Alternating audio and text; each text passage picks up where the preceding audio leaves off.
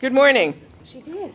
My name is Ellen Harris, and I am really happy to see you here today, and I think our audience will grow sort of as the morning progresses. There are many people I would like to thank. There are only a few I can really thank. I would like to thank, first of all, Kathy Fay, who's, when she planned the Celebration of Women Festival, said immediately, there has to be a symposium of women scholars. And she brought me on board to help her, and and this is what transpired, which is, I think, something that has never happened. I have never seen a convening of 13 scholars of women's music in early music. I mean, these are scholars working.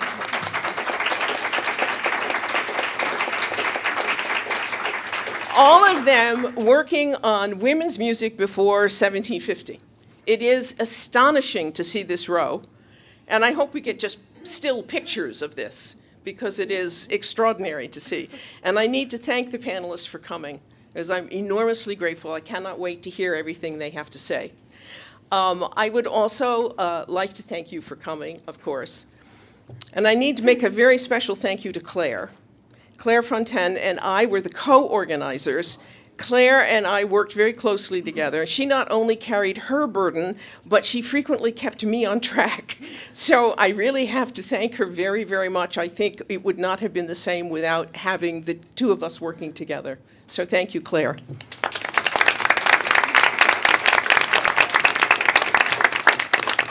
I think, as you know, or maybe you don't know, but we have a very special format this morning, because we're not just here to talk at you, we're here to talk with you. So in fact, each of our panelists will be speaking for approximately 5 minutes. We're calling these lightning talks, where they will throw out ideas, information, questions, and then we will, I should start by saying that the program is divided into 2 parts.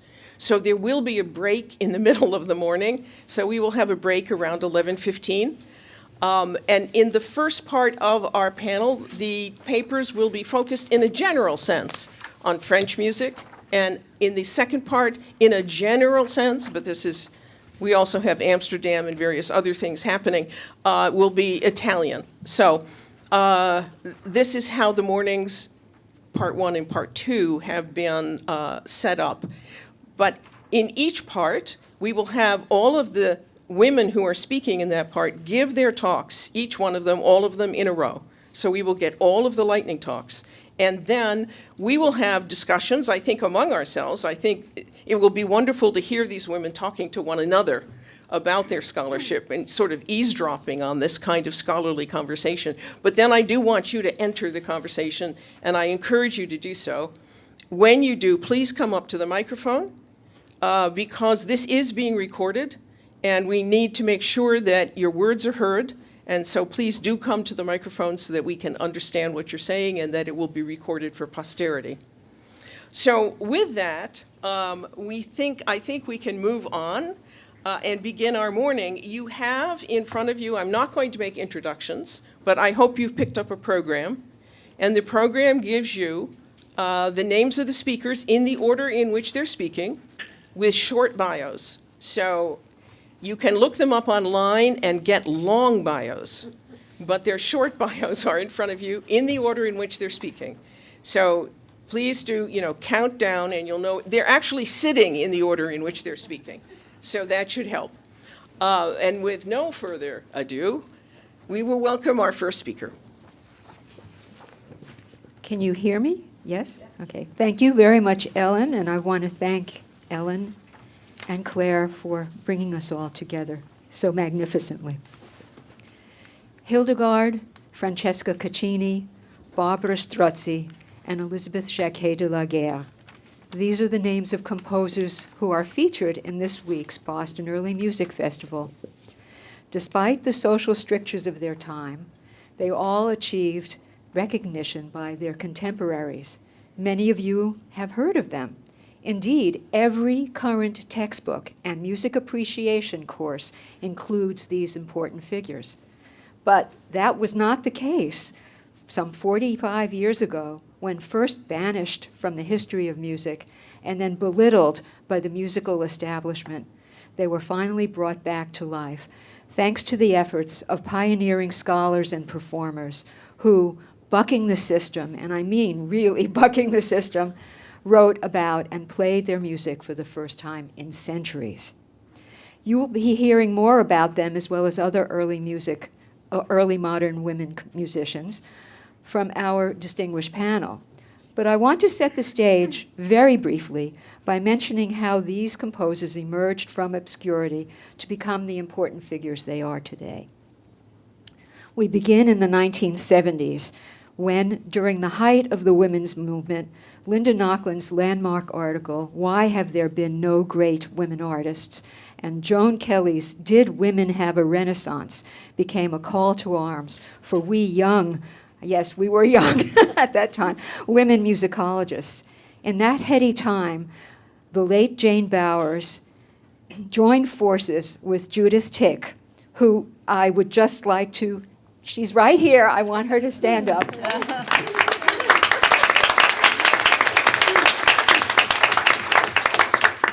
They joined forces to create this landmark book, Women Making Music, The Western Art Tradition, 1150 to 1950. It was a pioneering, visionary work where for the first time, all musicians represented here, as well as others up to 1950, appeared together. Other studies about these medieval and early modern women also emerged around this time. The 12th century spiritual leader, visionary, and prolific composer of chants, Hildegard of Bingen, was among the earliest to be rediscovered during the 1920s and 30s in her native Germany. Surprisingly, it took another 50 years for her music to become widely performed and recorded by such groups as Gothic Voices, Sequentia, Anonymous, The Fourth, and others. Thanks to the scholarly work of Marianne Richard-Pfau, and especially Margot Fassler, who will be talking to us today about Hildegard, we have now come to realize Hildegard's musical genius. Despite her status as a celebrated composer, singer, and the first woman to publish an opera, the early 17th century Florentine Francesca Caccini for centuries remained overshadowed by her father, Giulio. But thanks to Kelly Harness's book on music at the Medici court under Christine of Lorraine, and more recently, Suzanne Cusick's extraordinary biography, our perception of Caccini has dramatically changed. The mid-17th century Venetian composer, Barbara Strozzi, published more secular music than any other composer of her time. Yet she remained unknown until Ellen Rosan's 1978 groundbreaking article, and this was one of the first articles to come out, not just on Barbara Strozzi, but early women. And it came out in JAMS, the Journal of the American Musicological Society, which was quite, and won awards too. Rosan's work paved the way for other music scholars, editors, and performers, notably Beth Glickson and our panelist Wendy Heller, and more recently Candice Magner. Across the Alps in France, women played an important role in music making during the Ancien Régime, as we will see in the first part of today's session.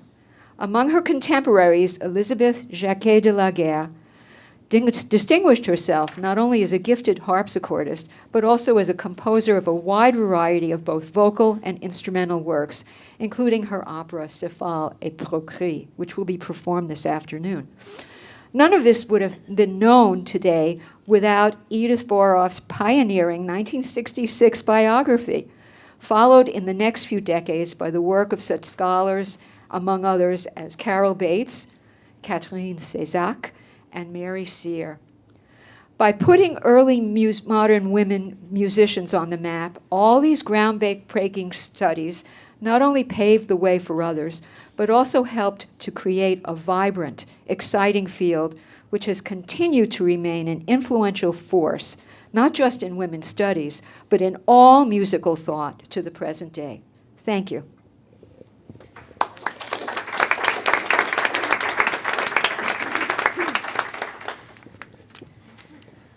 French journalist Jean Donneau de Visé declared in 1690 that women today are capable of everything. Indeed, 17th century French women embarked upon literary careers more visibly and in greater numbers than ever before.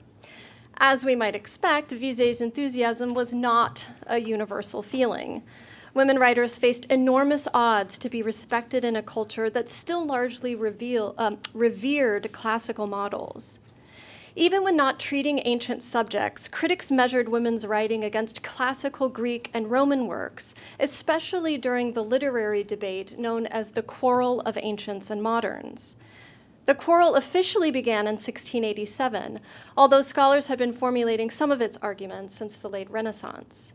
I would like to use two women writers as case studies to offer a snapshot of the spectrum of different approaches women took with ancient works. Let's first turn to the modern in this story, who took many artistic liberties with her classical sources.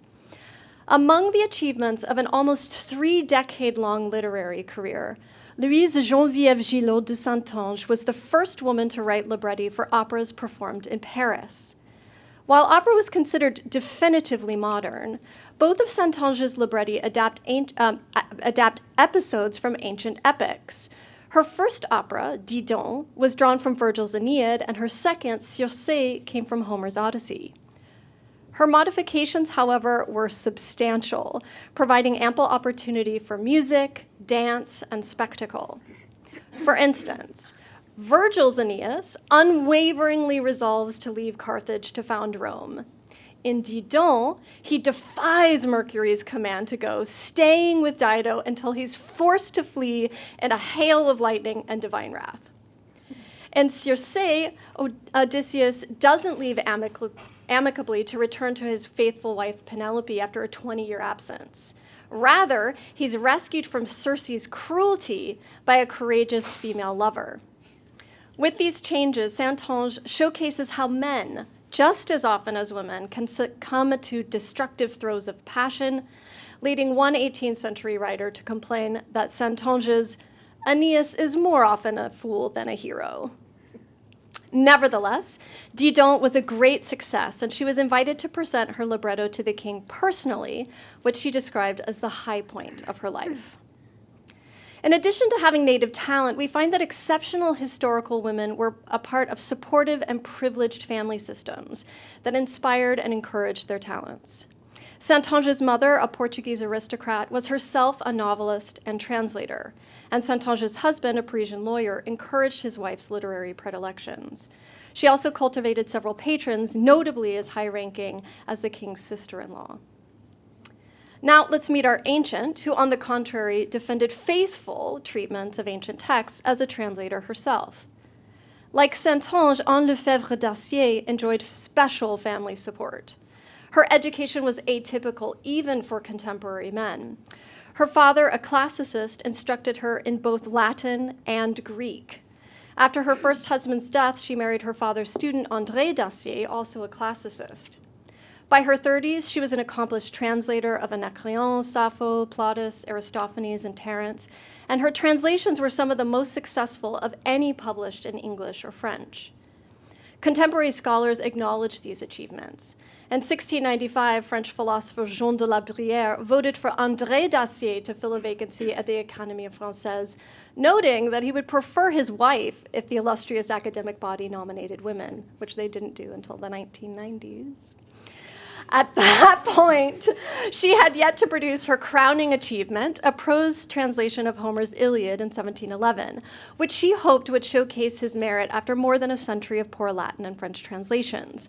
In 1714, much to Dacier's chagrin, Antoine Oudach de la Motte, a modern, published his own versified translation of the Iliad, in which he corrected Homer's text, reducing its 24 books to 12, removing what he felt would be disagreeable to modern French readers.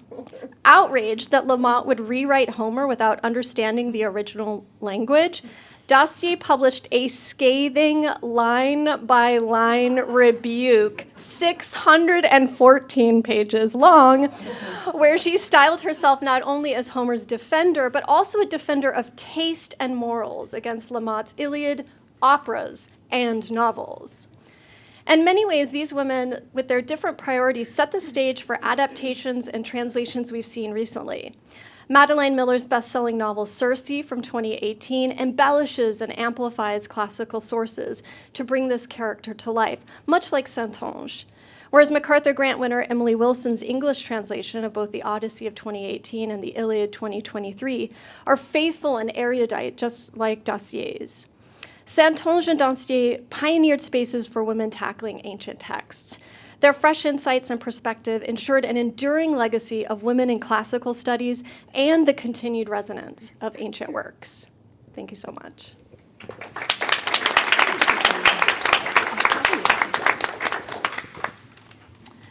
I began my career in musicology with the study of mid-17th century French serious airs, or airs sérieux, which culminated in my first book, Music in the Language of Love, 17th Century French Airs.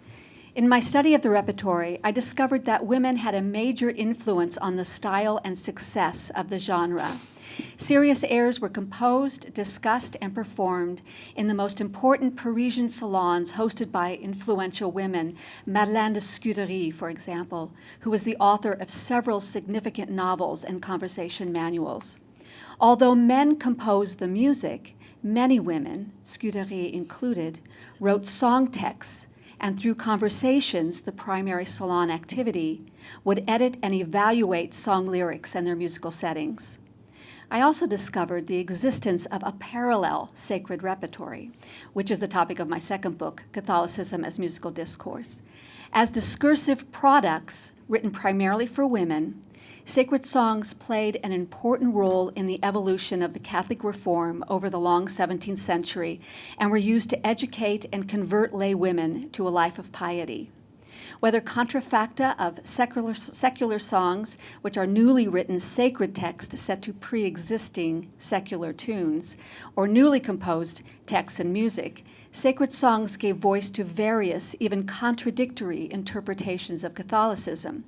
Some texts were educational, some expressed a female religiosity, focusing particularly on love for Jesus and God, and some conveyed the fire and brimstone of Jansenist or rigorist notions regarding sin and penitence. Those clergy who published collections of sacred songs had women in mind when determining the repertory's discursive properties, such as the messages communicated, the language used, prescribed functions, and musical features. An analysis of the repertory over time reveals interesting transformations within the church linked to religious, political, and social cultural trends that directly affected women's lives. These included the wars of religion, the Catholic fight against libertinism, the need to convert female courtiers to a life of piety, the condemnation of mysticism, which was a practice associated with many women, particularly earlier in the century, the rise and fall of Jansenism, the need for female educational institutions, and an increasing public interest in connecting religious devotion with pleasurable entertainments. Although the song's styles and lyrics changed over time, the power of music as one of the most important discursive modes of communication during the Catholic Reform remained the same. By enhancing beyond measure the meaning and emotional impact of any lyric, music was indispensable for the internalization and strengthening of a woman's devotion to Catholicism. Throughout the book, I note that men composed the majority of sacred songs for use by women and wrote the introductions and dedications to the collections, as well as treatises on topics pertaining to religion, the status of women, and female education. But who were these women who may have sung sacred songs and quietly aspired to live pious lives? Did some women fake it through an outward facade of piety to maintain a good reputation, as Madame de Maintenon suggests? Did the Catholic Church just act on women, or was it possible for the female gender to use the reform to gain agency and respect?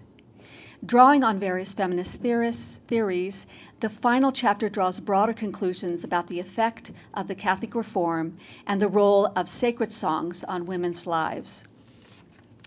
I'm currently studying contrafacta of air de cour published in 1619 and 1623 by female poet Anne Picardet, one of only 3 women to publish collections of sacred contrafacta during the 17th century.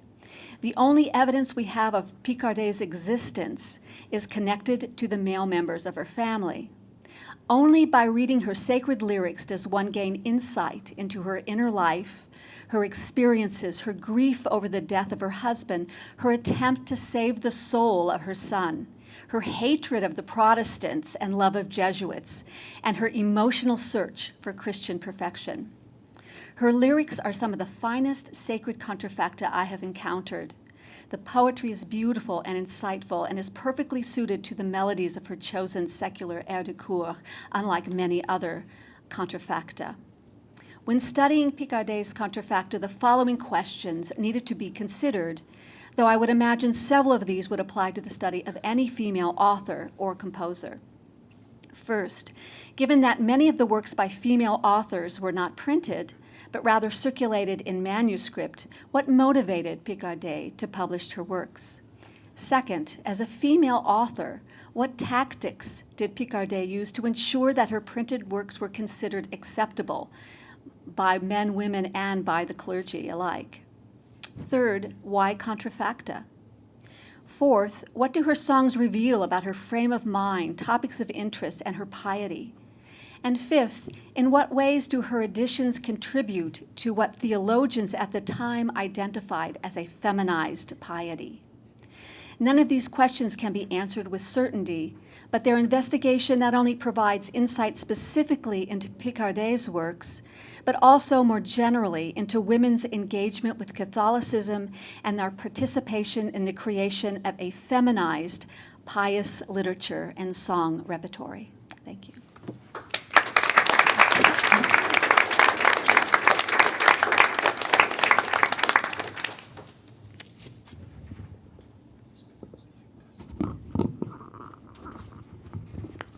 Instead of holding? No. No. We have mics here.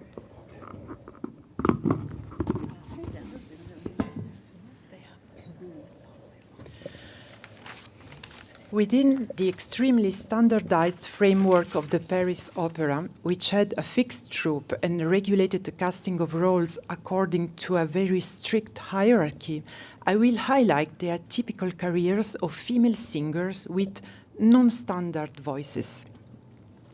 The beginning of the 18th century was marked by a shift in the artistic hierarchy of the Académie Royale de Musique, the ancient name of the Paris Opera, which at the time accorded a prominent position to the poet and the composer, as well as to the solo singers. Gradually, second-rank singers, members of the choir, and in this specific case, female singers, with unusual voices, came to the fore with the addition of Italian or French arias to performances of French operas.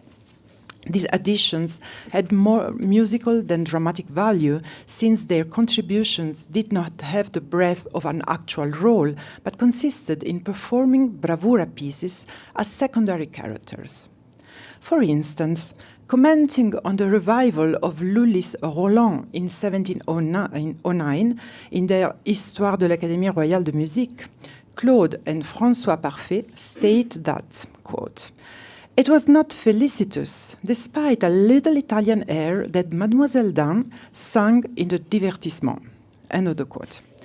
Rather than dwelling on Lully's opera, they focus on an external element, an Italian aria added to a divertissement, and on the singer who performed it, Mademoiselle Dan, whose name is unknown as she was a chorist. The practice of adding arias, both Italian and French arias, to operatic works at the Académie Royale is documented over a period of about 2 decades, between the late 17th and early 18th centuries. This was not so much related to singers' rank in the troupe as to their voice types, as it actually served as a means of self-promotion and distinction for the singers within the troupe with non-conventional voices. This type of embellishment contributed to the success of the work, whereas in France the discrepancy between the style of the added airs and that of the revived works, especially Lully's works, created a genuine hiatus that could perplex the audience. According to an article published in the Mercure de France in 1709, quote, "Every day we see a little air sung by some distinguished voice, bringing many people back to operas they found languid." End of the quote. Despite questioning the additions, the Mercure article acknowledges that they were entrusted to female singers with outstanding voices. In fact, most of these pieces shared a number of characteristics: an exceptional wide tessitura, a virtuoso style requiring a technique previously unknown in France, an Italian form, ABA, da capo form, and a specific instrumentation. The tessituras were unusual in both the upper and lower register, going beyond the standard French soprano range, which was very narrow, limited to a little bit more than an octave, 10th or 11th at the time. While the da capo form was common in Italian arias added to operatic works at the time, it was less frequent in French repertoire. In addition to the adoption of the concertante style for the voices and instruments, the writing is very demanding and virtuosic. This is all the more remarkable as this was the first way of altering operatic works. Addition or substitution was indeed the most flexible method to modernize revivals while diversifying the range of music over the run of performances through a principle of alternations. Besides allowing them to distinguish themselves within the troupe, these assets furthered the career of certain performers. The scope of these performances was far more significant than what their apparent brevity suggests, since they offered a new repertoire stabilized towards 1710 around the Italianate aria da capo.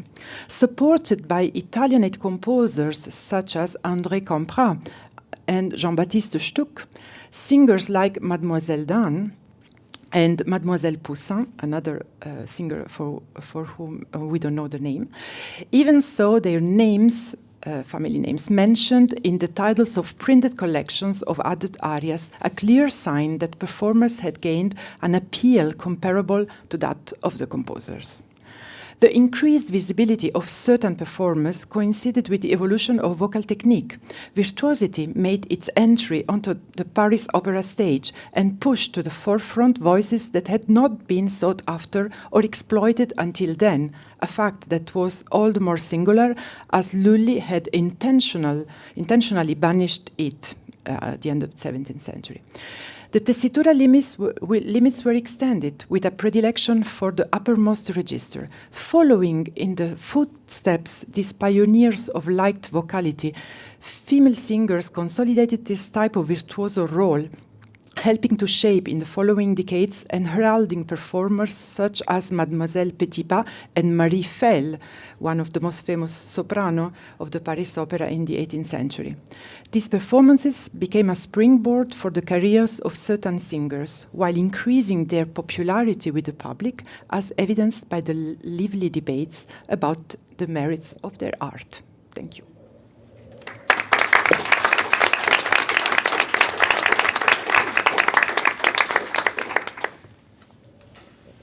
Hello, I'm going to take this discussion in a slightly different direction in that I am going to be talking about dance at the Paris Opera, not the music. And I feel in this context at the Boston Early Music Festival that this is perhaps even a necessary, not just appropriate thing to do, because thanks to Kathy Fay's leadership, the Boston Early Music Festival has embraced dance as a central part of opera. And because it wasn't just in France that there was dancing in opera, there was also dancing in Italian opera, but it happened between the acts, and it was a different way.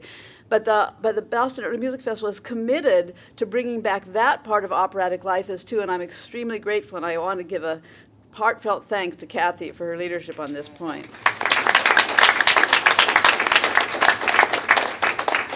So I just have two small points to make today. One of them is about choreography, and the other one is about a particular performer. So the point about choreography, this actually, what I'm saying follows well on what Barbara just spoke, because I'm talking in an environment at the Paris Opera where all of the dancers were employees. They were salaried employees and were paid to appear there, unlike the situation in Italy where people were freelance artists who were hired for the season or for a particular work. So this is you would see, if you were a member of the audience, you would see the same people repeatedly. You would get to know them from watching them. The point about choreography that I want to make is that if your model of what ballet is like, we're talking about early ballet, if your model of what ballet is like is based on Swan Lake or the Nutcracker, then you have a completely inaccurate view of the relationship between the men and the women dancers. Because what happened in the choreographies, the basic principle of choreography, no matter who was dancing, was symmetry. So that, I'm going to put down my mic just for a minute just to show you some designs in the air. So if you have dancers that start off at the back of the stage, come down stage, and then one of them goes left, the other one goes right, and then they go forward again, and then they turn toward each other, and then they circle around each other. That kind of symmetrical model prevailed no matter who was dancing. If you had two men, they were working in symmetry. If you had two women, they were working in symmetry. If you had a man and woman, they were working in symmetry. But the couple I'm interested in is the mixed couple of a man and a woman, so that it meant that they were doing exactly the same steps at exactly the same time and working together. So that gives a very, very different visual image of what we're thinking of when the guy is lifting the woman up in the air and she's dancing around him in little steps. I don't mean to put down 19th century ballet. I love that too, but it's very, very different. So that's just the point I wanted to make, and you'll see that kind of symmetry at the opera when you go there, and then the dances. So you'll have a chance to see it with your own eyes. So that was the first point. The second point was, actually I have 3 points, I guess. When Lully started the Paris Opera, and I'm going to start from 1672 for him. There were only men in the dance troupe, even though there were women singers. And that was because there were very few trained women dancers that were good enough to be on the stage. But there were a lot of women dancing in the court and in other venues too. So finally in 1681, women entered the dance troupe. And at first they were fewer in number than the men, but gradually started growing because the public loved to see women dancing. So that happened, and initially the men had higher status than the women, in that the art of ballet was still more of a male art. It was kind of seen that way, which is, Balanchine said ballet is woman. Well, that was definitely not the attitude in the late 17th century. It was more the men that dominated. Then, that gets me to my last point, which is about a dancer named Françoise Prévost, who entered the dance troupe as a full member. Well, she started out at the lower levels and worked her way up because her abilities were so good. She started probably around 1695. We don't have very good records for the personnel at that period, but that seems to be the first libretto that her name appears in, is 1695 at the court, actually, but maybe she was at the Paris Opera then too. And she had a very, very long career until 1730, and she became the most famous dancer, certainly the most famous woman dancer, and certainly rivaled the men. But what I want to talk about specifically is a piece that was written for her by the composer Jean Ferry Rebel. If any of you were at the concert by Les Délices the other night, you heard one of his trio sonatas. He wrote for her a piece called Les Caractères de la Danse, the characters of dance, and it's a little, I guess you would call it a little suite of short snippets of dances all strung together, a dozen of them, and it basically amounts to the A section of a whole lot of dances, so that you never finish the whole dance. You get to the A section, then you switch from the sarabande to the bourrée or whatever, I don't remember the exact order. And the point for Françoise Prévost, she was a solo dancer, it was written for her, and she had to switch character from being in a beautiful languid sarabande to all of a sudden switching to a fast bourrée, just in the term of, the cadence, boom, a half cadence in the middle of this piece, and then going on to the next bit. So the whole point was to show off her virtuosity in changing character rapidly, and that's what she was so known for. After that piece really, she was already famous before then, but that really put her on the map when she did that piece. She used to perform it as a solo piece that would be added at the end of an opera. And this also touches with what Barbara was saying about these arias that were added to Lully operas in the middle to show off certain singers and certain styles. That was what Prévost was doing with Les Caractères de la Danse. And because she was such an expressive and such a beautiful dancer, she trained others, and she trained 2 other students who became very famous in their own right at the Paris Opera, La Camargo and Marie Salé, who were very different in their dancing styles. So once she had been there, she opened a career path that hadn't existed before for women dancers. That was what I will stop there, I think.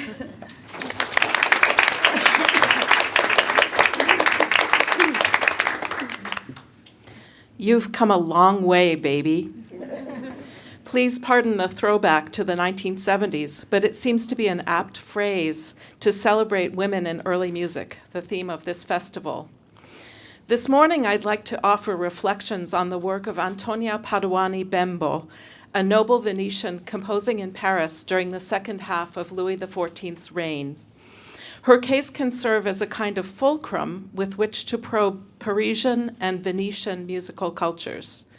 While her music is not featured in this festival, Bembo appears to have been influenced by the major women composers of Venice and Paris, who have been featured in this week, Barbara Strozzi and Élisabeth Jacquet de la Guerre. Bembo's music comes down to us solely in manuscripts, which are preserved in 6 bound volumes in the Bibliothèque Nationale in Paris, originally the King's Royal Library. If it had not been for the article written by the pioneering French musicologist Yvonne Roxeth in 1937, I would never have been able to undertake the life and works of Antonia Bembo. Indeed, Roxeth's final paragraph was the catalyst for my work. Quote, that compositions forming a whole of such proportions and interests should achieve mention by neither the chroniclers, nor the critics, nor the journals of the period, that it should not even be possible to find some trace of the pension the king awarded our composer in the registers of the king's accounts, that we are totally uninformed of where Antonia passed her old age and of when she died. These are among the enigmas of music history. What Roxeth was referring to was the fact that the music manuscripts signed Antonia Bembo connected to no known person. In the early 1990s, my attempts to trace Bembo to Paris were fruitless. But by exploring the Venetian Archivio di Stato and the Marciana Library, I found my way to a packet of documents contextualizing the composer's life and circumstances, but not her music. Bembo studied music, probably voice and spinet, with Francesco Cavalli in the 1650s, married a noble Venetian, Lorenzo Bembo, bore 3 children in the 1660s, then left Venice in the 1670s. While she probably composed some music while living in Venice, most of it was written in the place in Paris that she called her holy refuge, the women's community known as the Little Christian Union near the Porte Saint-Denis. Some of Bembo's Italian-styled pieces are reminiscent of Barbara Strozzi's Ariete and Cantate, and her French works very much adhere to La Guerre's cantatas or to Lalande's Grand Motet. Over the past 3 decades, several editions of Bembo's music have been published. A 3-voice Te Deum and setting of Psalm 19, edited by Konrad Misch, a Grand Motet edited by Wolfgang Fürlinger, and 4 works from Bembo's Harmonic Productions, edited by me. It is thrilling that during the past 5 years, European ensembles have been working their way through Bembo's challenging music manuscripts to produce distinctive recordings and beautiful concerts. In 2019, the complete Harmonic Productions volume was issued on a CD from Tufts by the Italian ensemble Armonia delle Sfere. Just 2 weeks ago, the most complete arrangement to date of Bembo's opera, about 75% of Hercules in Love, L'Ercole Amante, was performed in Stuttgart.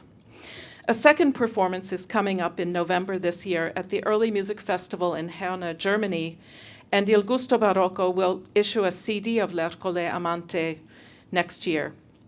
Rumor has it that L'Ercole Amante is bound for the Paris Opera. How could Antonia Bembo write all this music without it being noticed in her time? Beyond these 6 bound volumes, just a handful of sources testify to her musical talent. Bembo was one of many beneficiaries of King Louis XIV's generous support of artistic and literary women. Laguerre's milestone, Cephala l'Hypocrite, in 1694, must have given an impetus to Bembo to score Francesco Butti's libretto for L'Ercole Amante, originally scored by Cavalli. Bembo completed her opera in 1707, a dozen years after Laguerre's Tragédie en musique.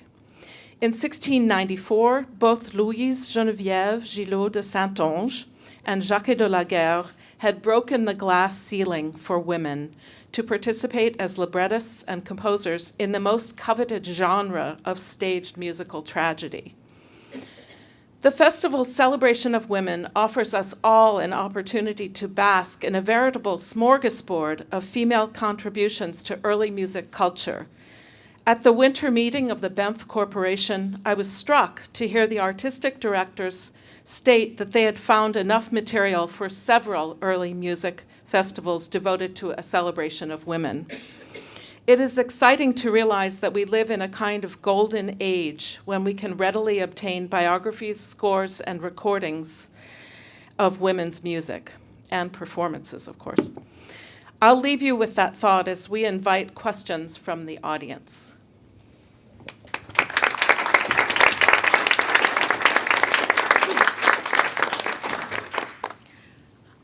Are there questions that the panelists would like to ask first? Yes, Becky. I'd like to ask Catherine about literacy for women in the period that you're talking about. So how big was the audience that for these sacred songs by women? I mean, my impression is that women were less likely to be literate than men in 17th century France, but I don't know. I don't have a sense of what those rates are, and clearly you're talking about a special educated audience, not the average French woman. But can you speak up to that a little bit? Sure. It's hard to say. I don't have any numbers that address how many or what percentage of women were literate. But generally speaking, I get the impression that women of the nobility at least were literate and had to be somewhat musically literate as well. Although Bassi makes notes in his it's called the Avis au Lecteur, of his spiritual airs, that women could not readily sing the polyphonic version of the airs. So that's why all these songs are just in the style of an air de cour, air sérieux, the voice with basso continuo sorts of accompaniments. But I know that late 16th century, women were writing a great deal about, especially religious topics, and that Picardet comes from that practice. And some of what the women in the late Renaissance or late 16th century went through, she also probably had to go through in order to get them published or make the decision to publish them or distribute them by manuscript. So I don't know about the average woman, especially a working class, we would say, women, but there were institutions of education for girls and also catechism classes that were undertaken for young women, young girls. Throughout the 17th century, they become more institutionalized later in the century. And even, so noble girls would actually go to live, would board at these institutions, like with the Ursulines, for example. But other young girls who did not have the money, because bourgeois could also, if they could afford it, attend these institutions. But for those who did not have the money, they had schools attached to the convent and they would be day schools where young girls could come and be educated. So there was definitely motivation on the part of the church to increase the literacy among girls and women. I was interested that we heard about women writers, women singers, women dancers, and except for Jacquet de la Guerre, we're not hearing about composers. If she broke the ceiling, what came after her? In France? In France, yes. Where are the French composers after Jacquet de la Guerre? It was much more. Well, you can answer more. So it was much more possible for women to be writers Of than course. composers. Yeah. So I don't know. you can And maybe I answer that suppose question. dancers and, Yeah, and exactly. singers as Yeah, well, but yeah. composers is hard. So we have, as I say, Jacquet de la Guerre. Barbara, do you have names, people we can look for? Not exactly. There are we have some, we spot sometimes some names as a woman author of one air in a collection of 100 airs, for instance. From what year? Beginning of 18th century, Mademoiselle Guédon de Presles. Oh, there's some others too. Kathy, Mike, Oh. always use your mic. I was just saying there are a couple other composers of airs, but not very many at all. Madame Lagrille was one of them. Yes. And, Benoit, do you want to add something? Yeah, come. Benoit Radwicki, Artistic Director of the Centre de Musique Baroque de To Versailles. this microphone here, and please introduce Over there, yourself there's a for mic the right there, audience. yeah. Hello, I am Benoit Radwicki. I'm the Artistic Director of the Centre de Musique Baroque de Versailles. So we have Mademoiselle Duval. She was a singer of the Paris Opera and she composed an opera ballet, Les Génies, in 1736.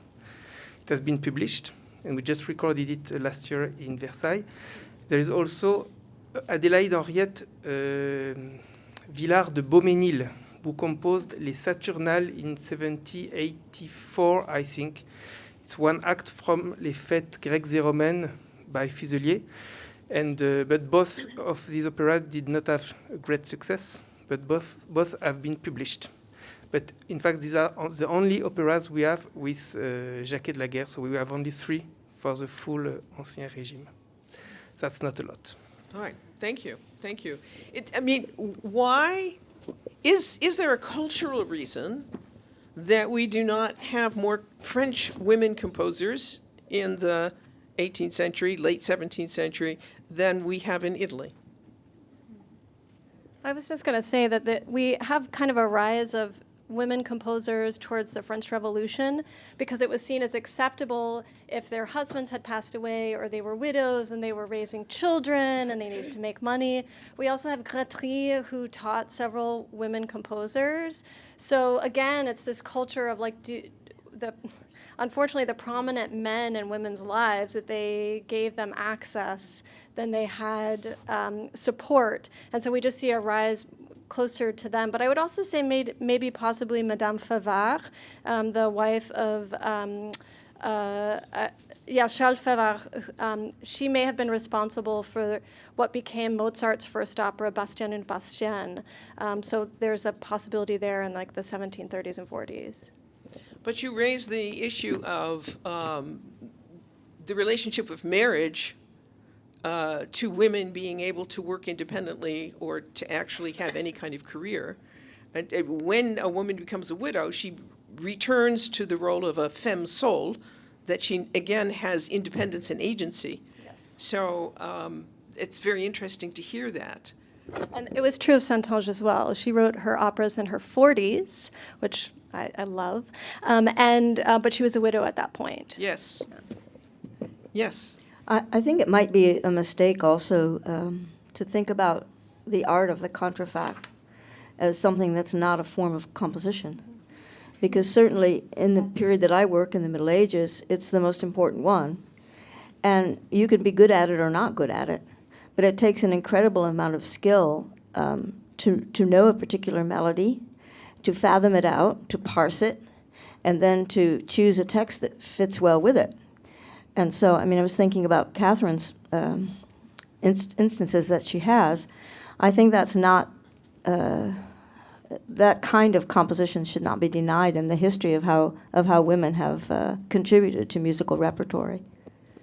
And Anne Picardet, for example, had a lot more knowledge of music given her settings of her contrafacta compared to these priests who are coming up with theirs. Some of them are, by the males, are very bad, but hers really shows an understanding of the music, which is interesting. So I agree. Thank you for that point. Does everyone understand what a contrafactum is?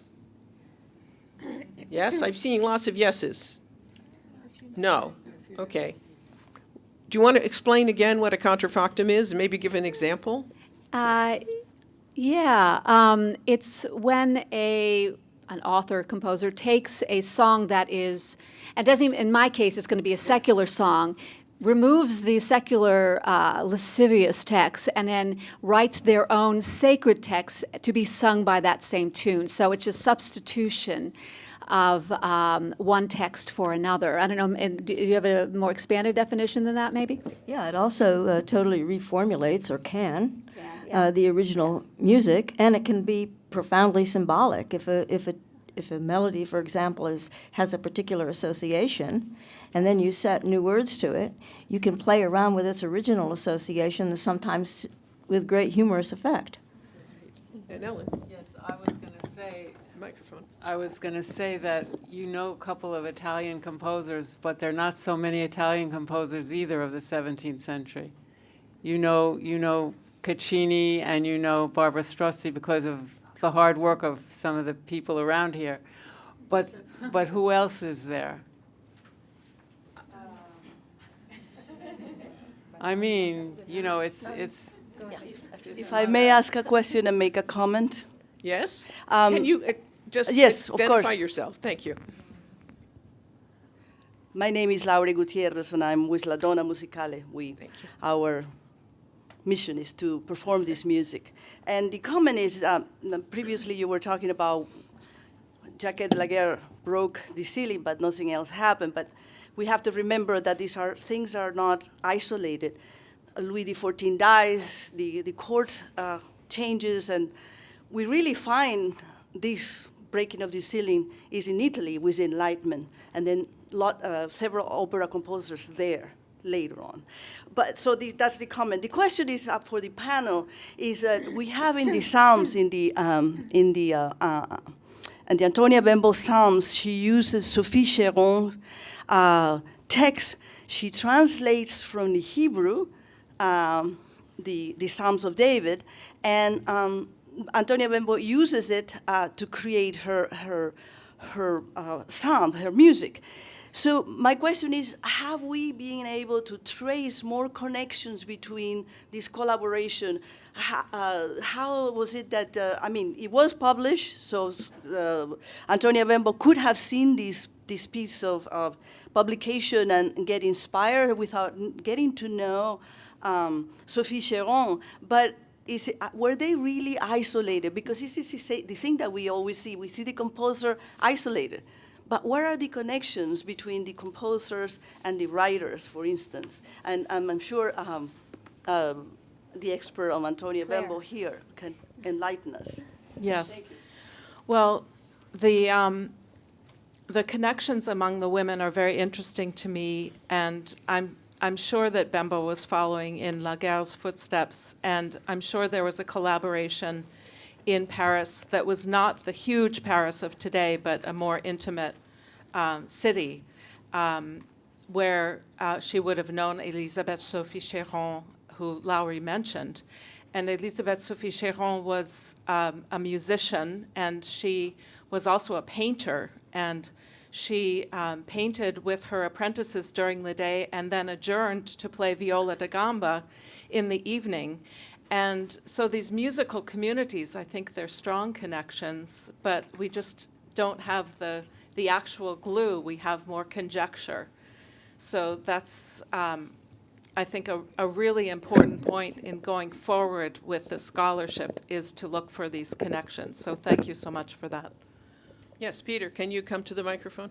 And please identify yourself.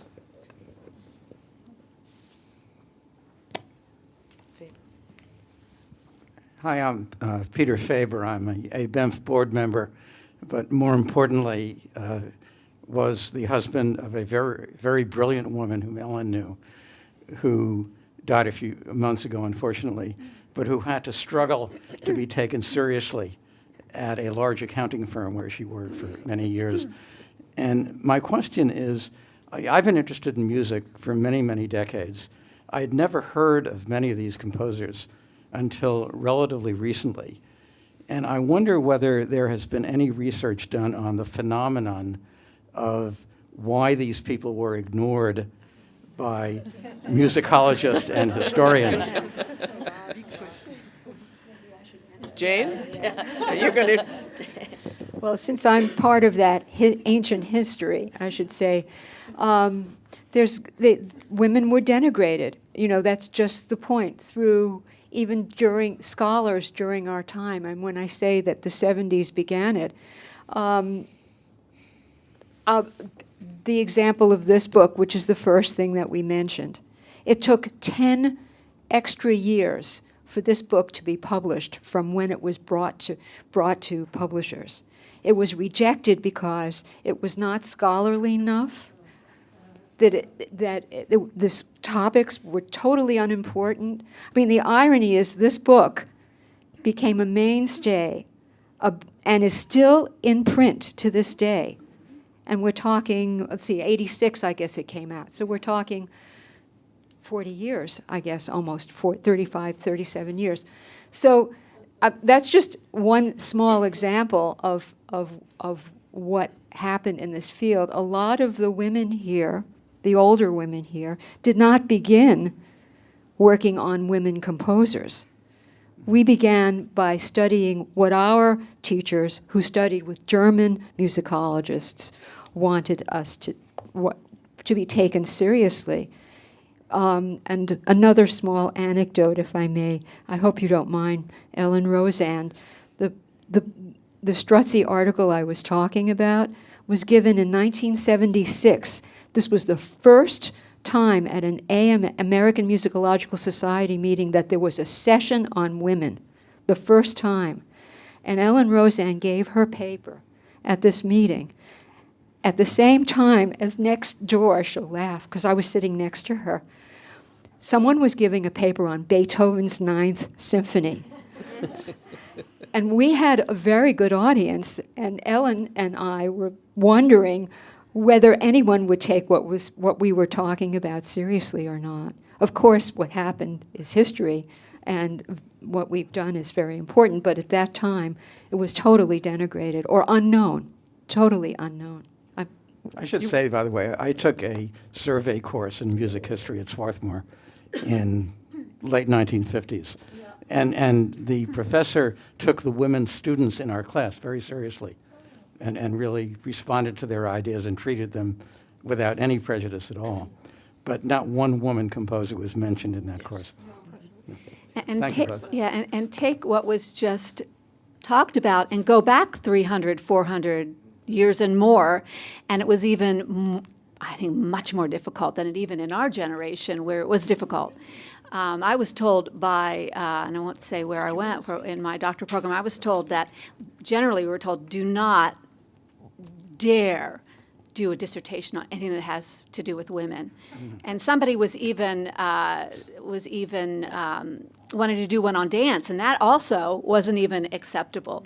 So we were told, I mean, there was no secret about it. We were told what we could do and what we couldn't do. And they had the power, so there was nothing we really could do about it at the time. Yes, Ellen first, and then. I don't remember, Jane, it seems to me that the Beethoven Ninth session was very loud. and that we were, I think that there were, don't you remember that we were sort of undercut by the noise from next door? Yes. That was very awkward. And I also want to say that it's Judith Tick who really got me going on Barbara Strozzi. I think that was you and Jane. It was early in the 70s. It was like in 73. Thank you. I feel this. So you've all been introduced to Judith Tick. Hi, this is really fun. It's just wonderful because it's memory and history and also so important for the audience here today. Well, Ellen, I want to mention Adrian Friedblock because when I called you, or I think Jane was there too, we were part of a collective of women in New York with Elizabeth Wood and Nancy Reich, led by Adrian, who was really trying to change the textbooks because the textbooks and the pedagogy are really key. So there we have it. And your article was very, very important and landmark. Thank you. And Becky? Yeah, I just wanted to make a point, but it's also a question, is that my impression is that in terms of suppressing women's musical history, it hasn't been, or literary history for that matter too, it hasn't been an even thing. I think it's been worse in the 20th century than it was sometimes earlier. So for instance, in another project I happen to be working on, I'm reading a publication from the middle of the 18th century that's called Les Spectacles de Paris. It's an almanac that has gobs of data in it, who works at the Paris Opera, who works at the Comédie Française, the members, down to the people that are taking tickets. It's got the whole employee list. It's a really wonderful resource. And one of the things it does in there is to give a list of all the works that were ever performed at all these theaters. And it also had a section that I just encountered recently that was published year after year of women authors who have written for the theater. And Mademoiselle Saintonge was among them. And this is in 1750. The volume I was looking at was something like 1754 or 55. So there in the middle of the 18th century that anybody that opened this volume year after year would see this list of women who had written for the theater, not just opera, but all kinds of things. Suzanne, did you want to speak? Well, and then Wendy? Okay. Well, I just wanted to add to the conditions of possibility for the kind of work that is being presented today and at this festival. Two other factors. One is that coming off Rebecca's point that interest in women by a scholarly community has ebbed and flowed over the centuries. The period that Kelly and I work on, and in the early 17th century in Florence, was a period when there were political reasons for there to be interest in women. And so there's a compendium that Kelly will talk about of women musicians that we know the names of. We would not otherwise know those names. That came at the end of about a century of public discussion in the early press, early printed culture, of the status of women. That was gradually suppressed in the 17th century. And it seems like women musicians came at the end of a period of rediscovery of women thinkers and women writers. Similarly, in the 1970s, what was going on that made so many people in musicology and art history interested in women? An instability in the gender system that had been established in the 20th century or at least so it seemed to us, until we said, wait a minute, why?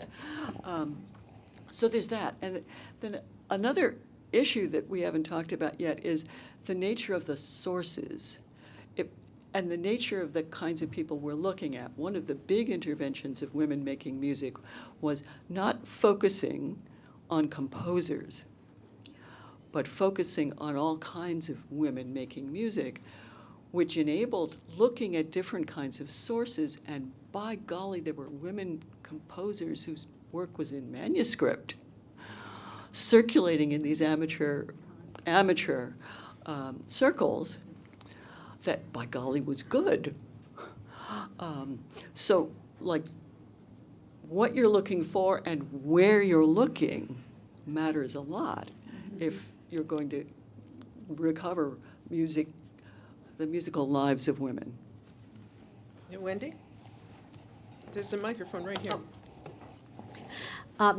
Thanks. Just I was thinking of some of the same issues that Suzanne brought up, but I think that the notion of the idea of focusing on composer, I think, is really central, because that becomes this idea of who is, that it is about a single author, about a sort of act of creativity. Margot's point about contrafacta and the extent to which that involves creativity dislodges our sense of a sort of 19th century, sense of a kind of Beethovenian model, in the room next to Strozzi, which is actually really, really interesting. I want to know which movement it was that was pounding away. Never mind. Never mind. But I think, so then when you think about, 17th century Venetian opera librettos usually don't mention the name of the composer on the cover of the libretto. The idea that the composer is this mastermind then forces us to say, well, women could not have been as involved because of X, Y, and Z.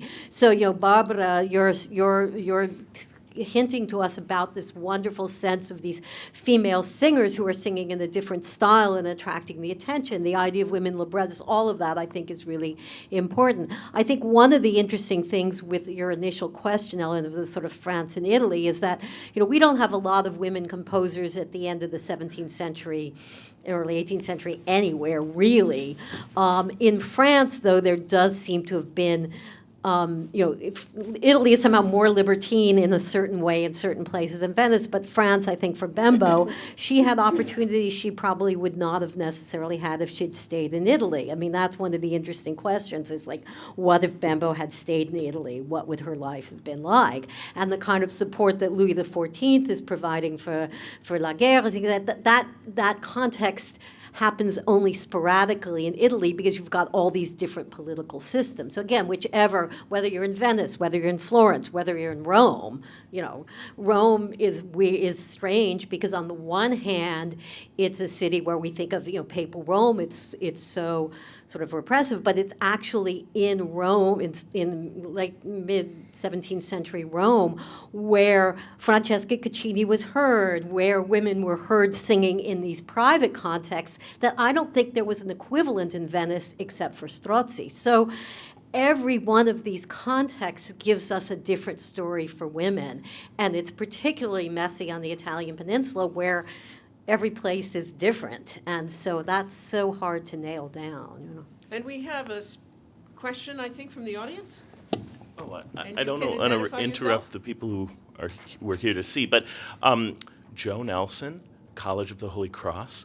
I'm wondering about, in France, women in sacred settings. You spoke about sacred contrafacta. We have Sor Juana Inés de la Cruz composing in 17th century Mexico, sacred villancicos.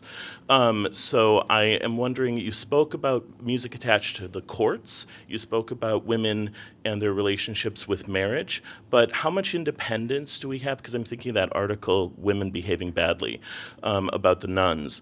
How much freedom do they have in sacred institutions? To my knowledge, there are no female nuns who composed. However, music was happening in convents. When you look at there's a couple articles, I can't remember the name of the authors right now, that talk about the instrument collections and who was the singer, and there's also music being taught at these schools later in the century to young girls. So music was actively being participated in at the convents, but we don't have, at least to my knowledge, we don't have any records of a composer, a female nun composer. I don't know if that. In France, I'm talking about just France. In France, yeah, definitely. I also wanted to talk. This is interesting. In response to what Wendy was saying, it's not only where but what music you're talking about. Because when I started doing research on songs in the 17th century in France during the 1980s, this was not very. It was not very popular, really, because people tended to focus more on the larger genres, like opera. And it's only, I think, when you go into a genre like song that you'd start encountering firsthand this involvement of women, more so than you would be more likely to in these more structured, institutionalized, supported endeavors. So So I began in the Parisian salons, for example, there are conversation books where they're describing a conversation about music, and the members of the salon would take an air and they would change the text. They would add new text. They would add additional verses. A woman might say, I think that melody isn't quite right for that text, so let's have it do this. So they knew something about music, and they knew something about writing, especially poetry or lyrics. So they were involved in the compositional process, but it was a group involvement. And males were participating as well as both female and male males were participating in salon activities. So so this idea of a group composition is another idea. There are there's a source by Bassi which identifies everybody who was involved in writing or composing various airs during this time. So, and that's just proof that it was a group project. Even composers were working together, male composers were working together on these little songs. So a group activity, which we don't really encounter too much today. We have a number of panelists who want to speak. Claire, did you want to speak? And then Margot, and then Kelly, is this, all right. Yeah, I think it's important to acknowledge the devotional settings, the private devotional settings in France at this time. But I did have something on another subject, which is the ignorance of women composers about anything that came before them, because they're just not aware that this has been done before, so they feel very isolated. And Judith mentioned Nancy Reich. Clara Schumann said, "How can I do this? No one has done this before." And then Jacquet de la Guerre also says, I'm the first to do this, composing a large work, and hasn't anyone done this before? So that's interesting in light of her Tragédie en musique. And there's a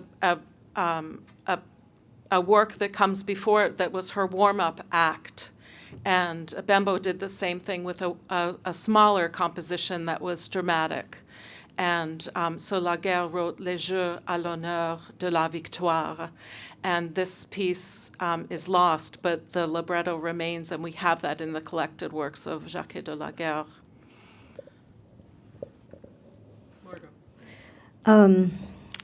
I guess I'm one of the few people here who's a medievalist. So I need to address a lot of these questions, especially yours, and that is the incredible importance of female music making in monasteries. And, lest we forget, these women copied music, they wrote music, they collected music, they taught music, and they sang music for many hours every day. And so lots of times we have their manuscripts. We don't necessarily know their names, but many times we do know their names. And it's just work that's only now beginning to be done. The study of female musical agency and control in monastic life in the Middle Ages is one of the most important areas for exploration today. I guess I'll stop there. Kelly. Well, I initially was going to mention also the importance of women as patrons and the degree to which patrons actually make decisions that affect music history, whether it's Isabella d'Este or whether it's the regents in Florence that I've looked at in my book, my first book. But what I wanted to mention instead, even though I just now said we don't want to focus solely on composition or composers, is back to Kathy's comment about group composition, because I think that focus on a sole composer gets in our way when we're trying to actually work through the business of how music gets put together. And I have an instance that I'll briefly just be talking about later this afternoon or later this morning. But opera, most of us may remember the story of Euridice, right, where Jacopo Peri had this whole score, and then suddenly Giulio Caccini, in we think a fit of pique or something, says, no, my students have to study, I have to write the music for my students, and we sort of see that as a way of making Giulio Caccini look sort of like a jerk. But in fact, well, he might have been, but not necessarily for that reason.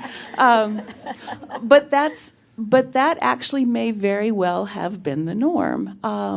There was an instance that I found documents that talk about a performance or a restaging. A St. Ursula opera had been performed in late 1624, and then was going to be restaged just a few months later for a second state visitor, and much of it had to be recast because the soloists had been brought in. They were sort of ringers brought in from outside, and they were no longer available. And so through the business of trying to recast this, and poor Sarricinelli, who was putting the whole thing together, who actually said he was hoping his gout would return so that he could retire to his bed and didn't have to deal with this mess anymore. But Francesca Caccini, one of whose students was being considered for the lead role, made it very clear that she expected to write the music that her student would sing. And so it feels to me that there may be other instances of women who were teachers at court who, if their students were cast in a particular role or particular entertainment of any sort, would have been expected to do something approaching composition, whether that's actually composition in writing the whole thing from scratch, or whether it's working on the delivery, whether it's working on ornamentation. But all of those compositional acts may be carried out by women that were completely uncredited in the final version. Yes, Barbara.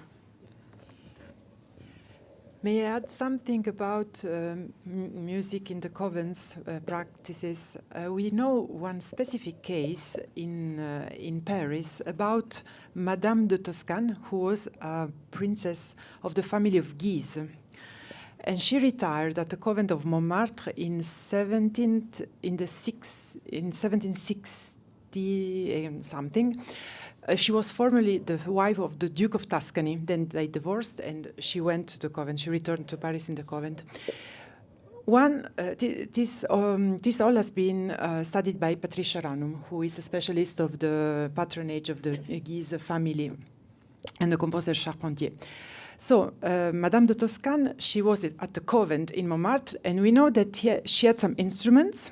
She had a harpsichord, and in the correspondence, she continued to ask for music from Tuscany, because there were people in Tuscany, and she asked for, send me music, and she received music. And we know that she was a princess. She was at the convent, but she behaved like as a princess, not as a nun. And she hosted regularly concerts. And I always wondered, how did it work? Music coming from Italy, which is completely different from French music at the time, with the nuns, who did what and who instructed whom how to practice, for instance. But apparently they did it. So this is a very specific case, but it means that also in convent might be a foyer, how do you say? Circles of practices and of transfer of repertoire. Well, especially with the importance of copying as compositional study.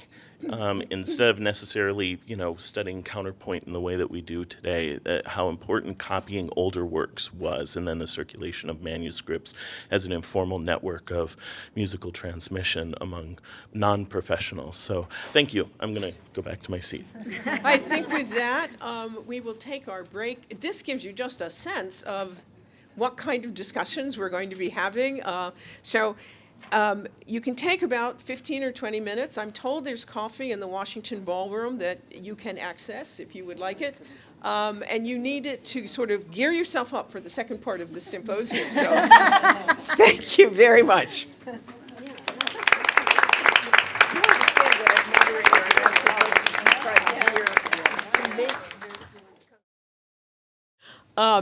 So we now are shifting slightly, but it will take a minute to get to Italy. Via Germany.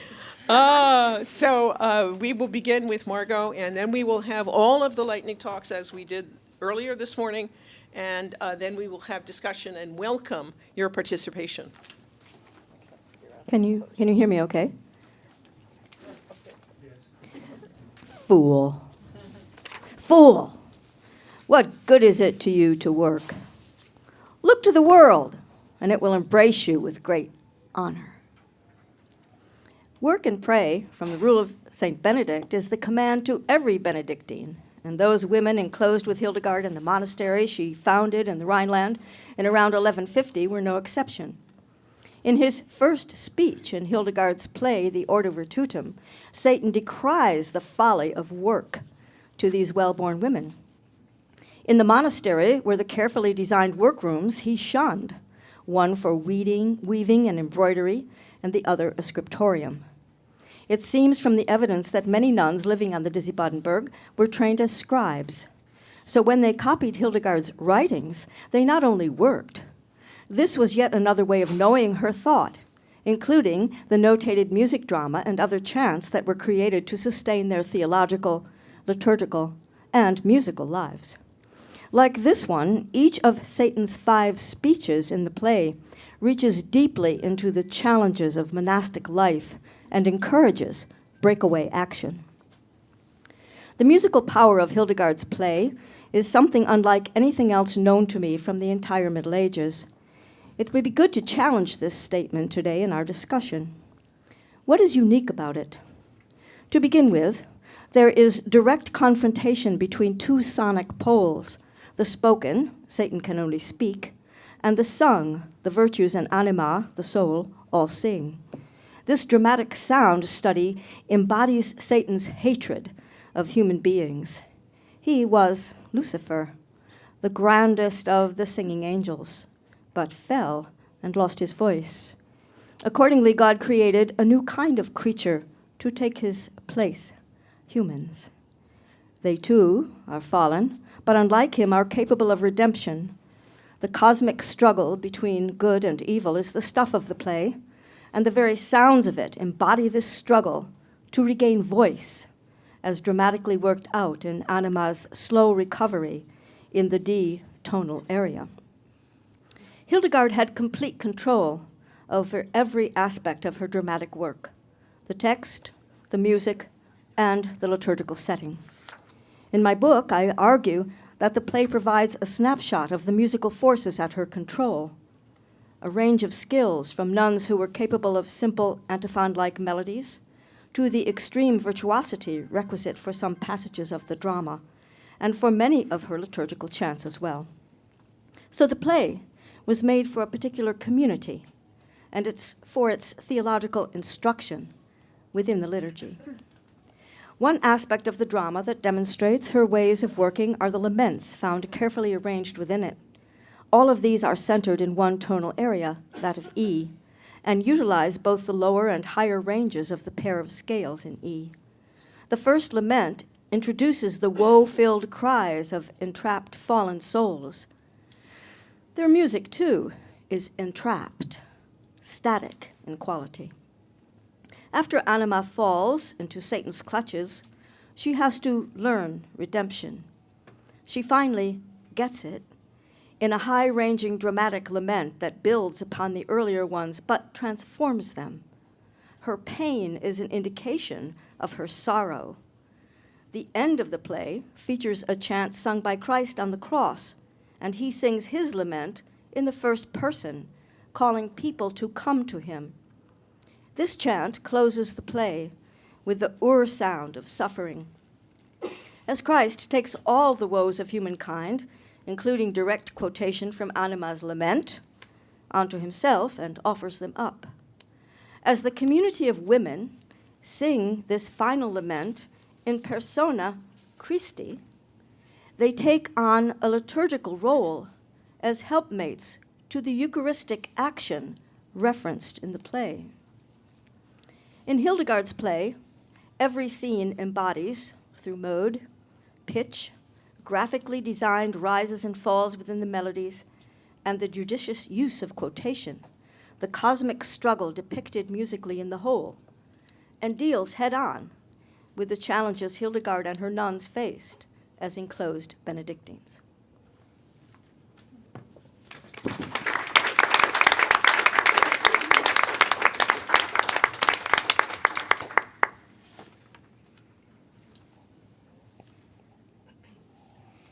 I'm going to speak briefly about the Kunstkammer, the art cabinet in the home of the composer Leonora Duarte, who is of Jewish Portuguese descent, living as a converso, or converted Catholic, in Antwerp in the 17th century.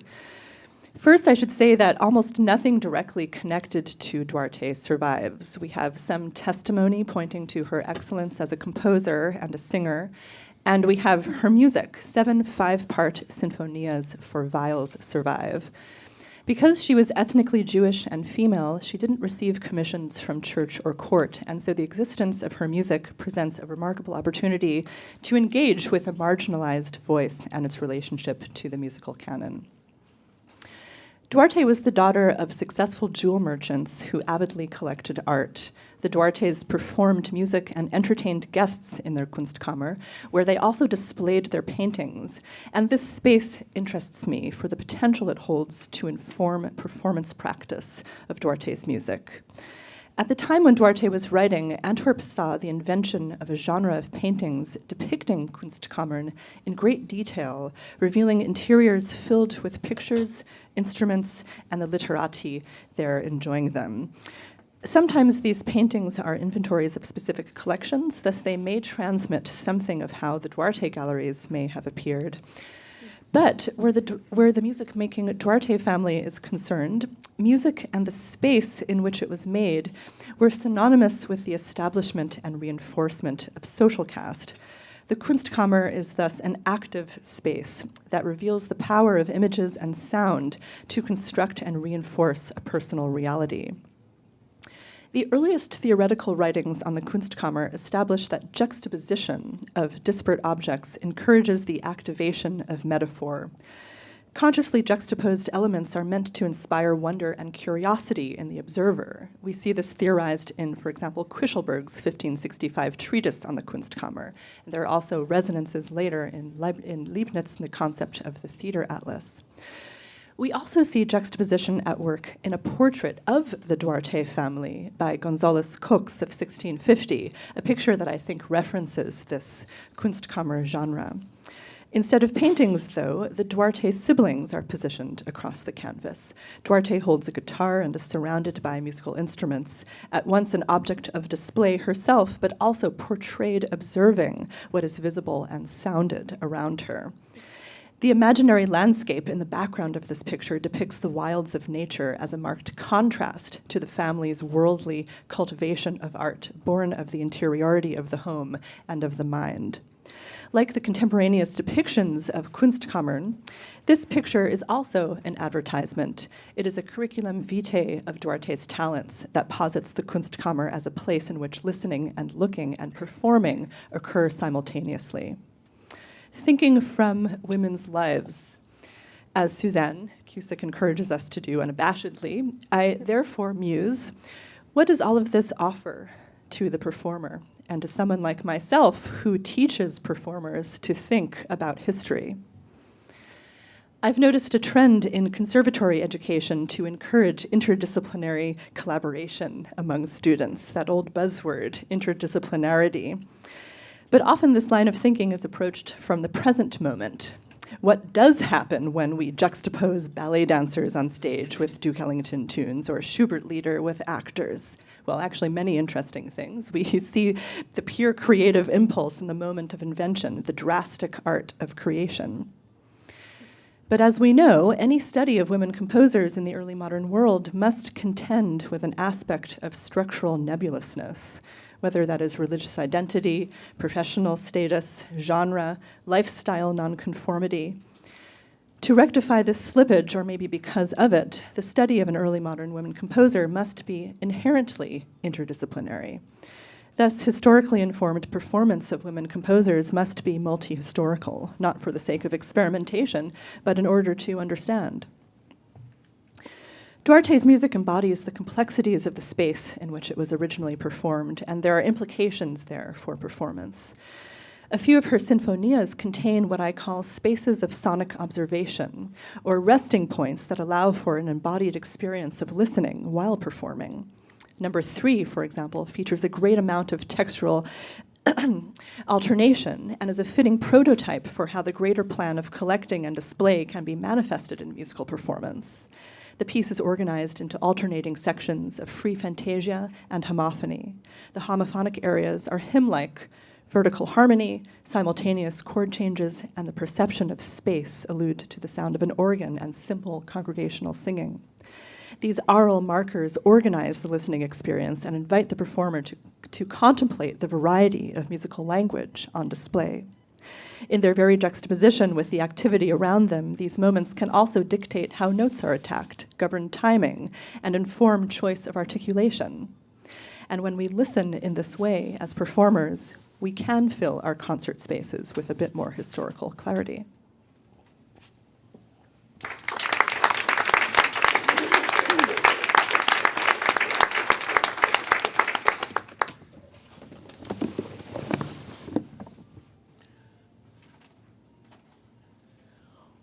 What does work mean with respect to music? To what degree is our view of work dependent on labor as transactional, an activity for which one receives remuneration? And how does that view correspond to the lived experiences of 17th century musical women? How might a member of Francesca Caccini's musical circle have answered? By all accounts, Francesca Caccini was a hard-working musician. She was a paid professional, having joined the official roster of Medici court musicians at age 20. She was the third of 10 women to appear on that payroll during her lifetime, the very first of whom was her mother, Lucia Gagnolandi. Settimia Caccini joined her older sister 2 years later, and the next generation of young women followed, 3 of them Caccini's students, including Emilia Grazzi and Maria Botti. These students performed regularly for the court. In late 1624, Maria Botti was among several singers vying for the title role in a revival of the opera La Regina Sant'Orsola, scheduled for Prince Vladislav of Poland's visit, the same occasion for which Caccini composed La Liberazione di Ruggero dall'Isola d'Alcina. In just a few weeks, Caccini had to complete Alcina and prepare her students for the St. Ursula opera. The role of St. Ursula was originally composed for the painter and embroiderer Arcangela Palladini.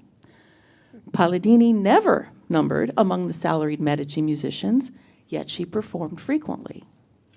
Her first documented appearance in court-sponsored music occurred during Holy Week of 1618, when the entire Medici family attended Santa Felicita and heard music for 4 choirs, 2 made up of male musicians located inside the church, and the others situated in the elevated corridor connected to the Palazzo Pitti.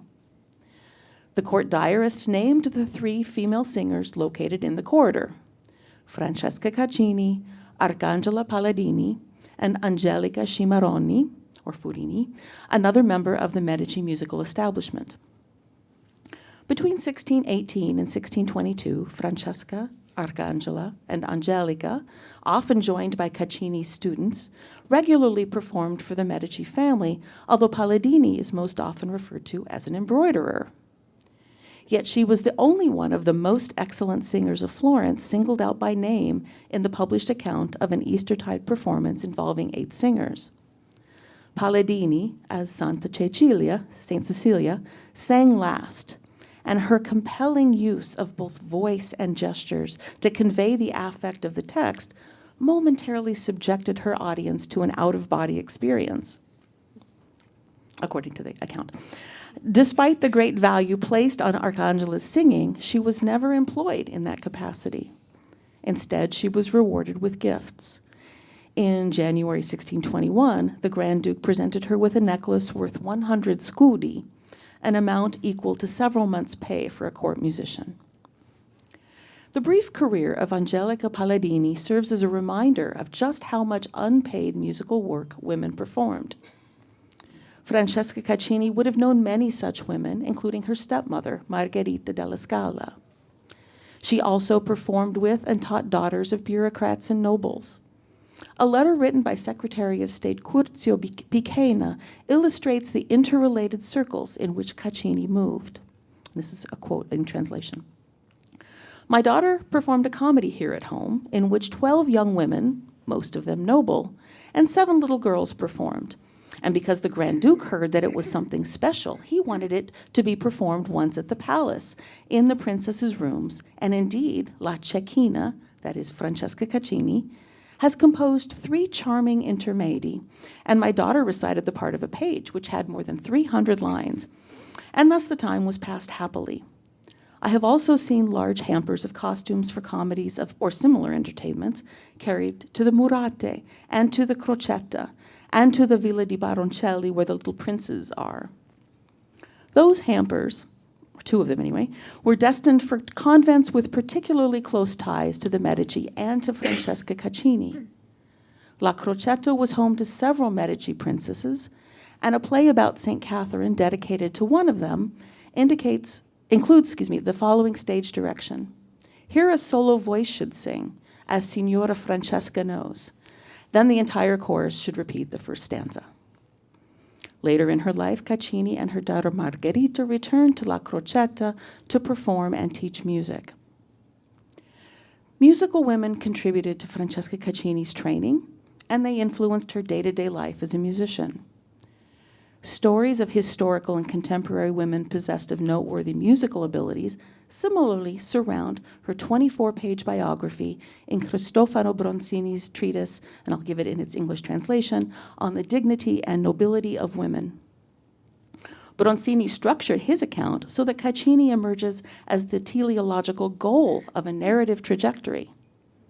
For Caccini, though, it was just another day at work.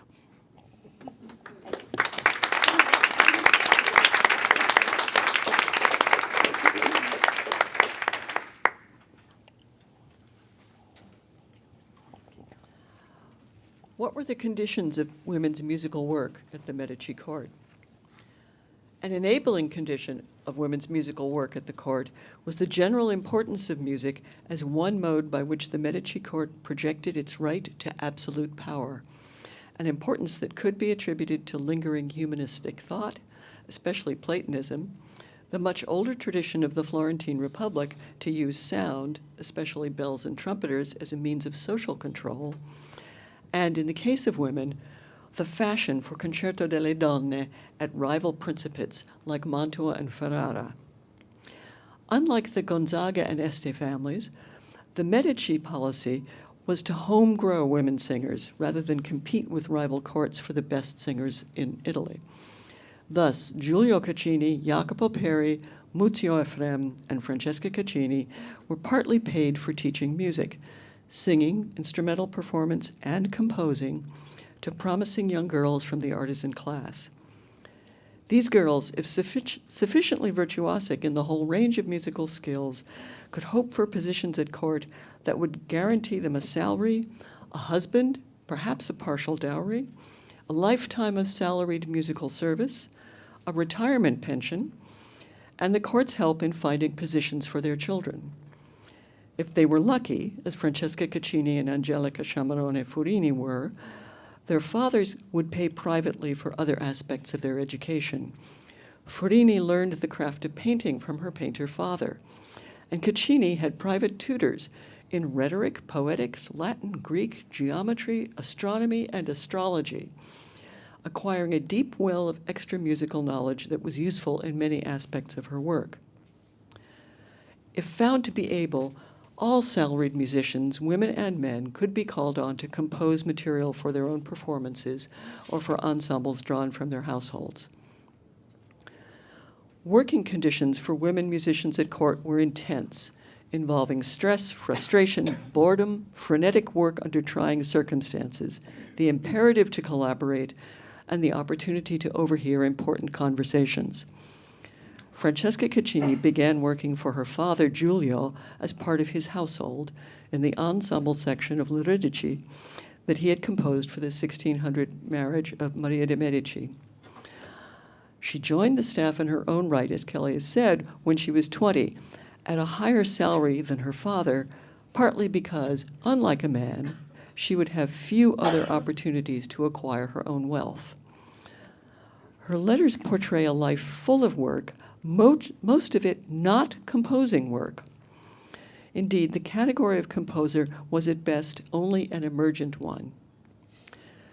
Caccini was on call constantly, called to court to perform, to negotiate the details of upcoming performances with colleagues or members of the Grand Ducal household, to be told that she and her household should be ready to follow the court to Pisa the next morning for a stay of indeterminate length, or that she was being detailed elsewhere as part of the Medici presence in another city. Rome, Genoa, Lucca, Venice are among the places her biographer Bronzini said she was sent. To wait around for hours at court, ready to perform, only to be sent home late at night and commanded to return the next day, to sing at the dying Grand Duke's bedside.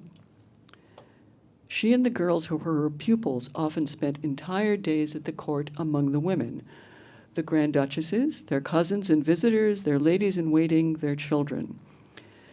She taught the ladies-in-waiting, coached their parts in planned shows. She taught girls at court, in her own and other people's homes, and in at least 3 convents. And of course, she composed, including some or all of the music for at least 14 theatricals at the Medici court, of which tomorrow night's Alcina is the only one to survive entirely. She worked in close collaboration with poets, architects, and other musicians who were part of the household's cultural production staff, from a show's conception through rehearsals, revisions, and sometimes performance. Caccini's letters portray hers to have been a life that was by turns exhilarating, exasperating, and exhausting. In some ways, it was little different from that of a man of similar gifts and education. But in other ways, it was very strongly shaped by the gender assigned her at birth. Here are some ways gender affected her life. Had she been born a boy with her gifts, a musical apprenticeship at home to please her father, and an intellectual formation at home by private tutors would have been possible but not obligatory. Had she been a 20-year-old man with her gifts, marriage would not have been a requirement for entry into Medici's service. Nor, when her spouse died, would she have been forced to remarry to whatever husband her father's family and the Medici would together find suitable for her, and, as a result, in her particular situation, forced to leave Florence for Lucca, as though, as she says in a letter, she had been exiled for some crime. As a 30-year-old man publishing a collection of her monodies, she would not have been consumed with anxiety that I semplici, to quote her again, the simple-minded, might believe that her father had perfected, finished, and revised her work. And yet, as a man, she would not have spent entire days in the presence of Grand Duchess Christine de Lorraine, who ruled Tuscany as a de facto regent from 1606 to 1621, and Archduchess Maria Magdalena d'Austria, who shared a de jure regency with her mother-in-law Christine for the next 8 years. Nor would she have been able to serve as a semi-public figure of the female virtue and excellence that Tuscany's long, open, secret rule by women required the state to project, through, among other things, the multi-volume text by Cristoforo Bronzini to which Kelly referred. All that time made her a formidable source of information and gossip in both directions, and enabled her, at least once, to exact revenge on a poet colleague at court whose approach to casting depended on his sexual interest in women.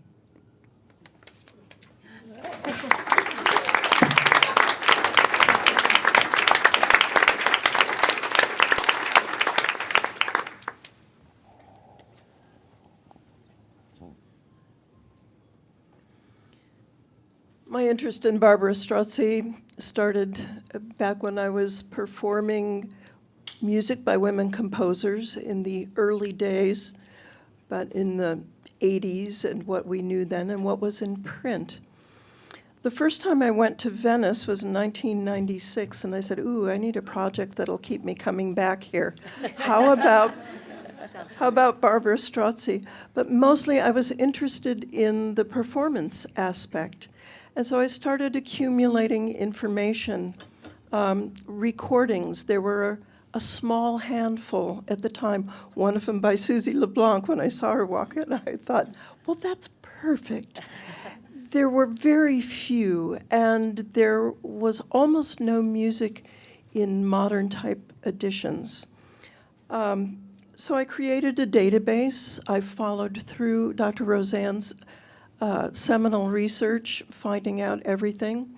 It turns out that there is only one original piece of Strozzi's in Venice, and it is in manuscript, and it was marked as missing the end.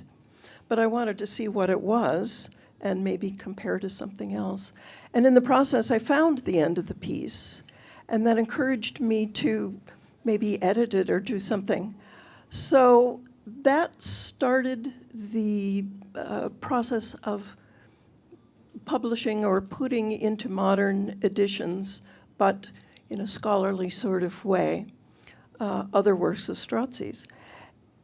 I worked with Dr. Richard Kolb. We knew each other from the Lute Society, and we talked about this in 2012, I think. I had already published a bunch of stuff.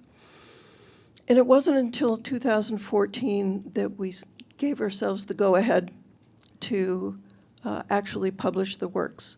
And the first was Opus 2. We didn't do them in order. I brought copies here in case of somebody wants to see what kind of thing we were doing with these pieces. But there's several things that we found out in the process of touching every single piece of Strozzi's. First of all, Strozzi's prints, original publications in print, were remarkably clean and free of errors. This is almost unheard of through most of music printing through tomorrow. In fact, hers were better than most. We also found out that different exemplars of the originals were slightly different, which means that she looked at them and corrected some things in a second printing.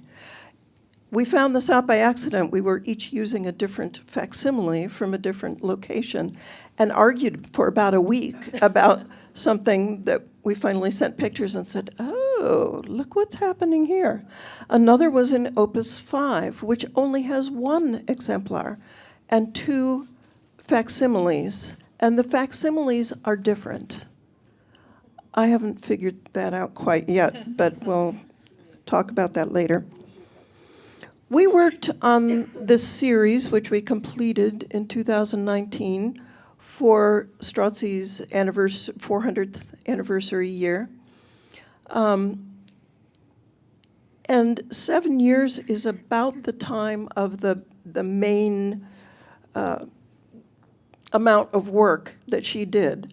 So I want to mention that she was probably kind of busy during that time because we were really busy just doing what she had already done. I want to say, too, in following up all the possible exemplars of her music, that clearly she was not ignored or forgotten during her time or the next couple of centuries. Several pieces were published of hers in her lifetime in collections. Contemporary manuscripts during her time had works that were not in her published opuses. One piece from Opus 5 was attributed and collected into a book of Carissimi, but it is definitely hers. And these were spread throughout Europe. There were pieces that were published in collections all the way through the 19th century. And of course, in the 20th, then we have a further blossoming. One thing that we've tried to do is make the music available. As a singer to begin with and wanting to have this music, I felt that it was really important to have a poetic and singerly sense, and Kolb is the musicologist, and the two of us worked together intimately on putting these all together. Now that we've published them all, there's a couple of things that we're doing to make this even more accessible. Not only the print books, but PDF versions of every piece, including the full books, which makes it easy to carry around with you if you're performing, or to send things to libraries throughout Europe, Australia, and Asia. And we just recently started making realizations so that singers and students outside of, say, an historic performance grouping can have access to the songs with the scholarly bit, but also a reasonable realization. Those are done by Webb Wiggins. That's his specialty. And I'm happy that we're able to do that now, but I didn't want to do it at the beginning. I didn't want to interrupt it. So there we are. Ask more questions about what's popular and why.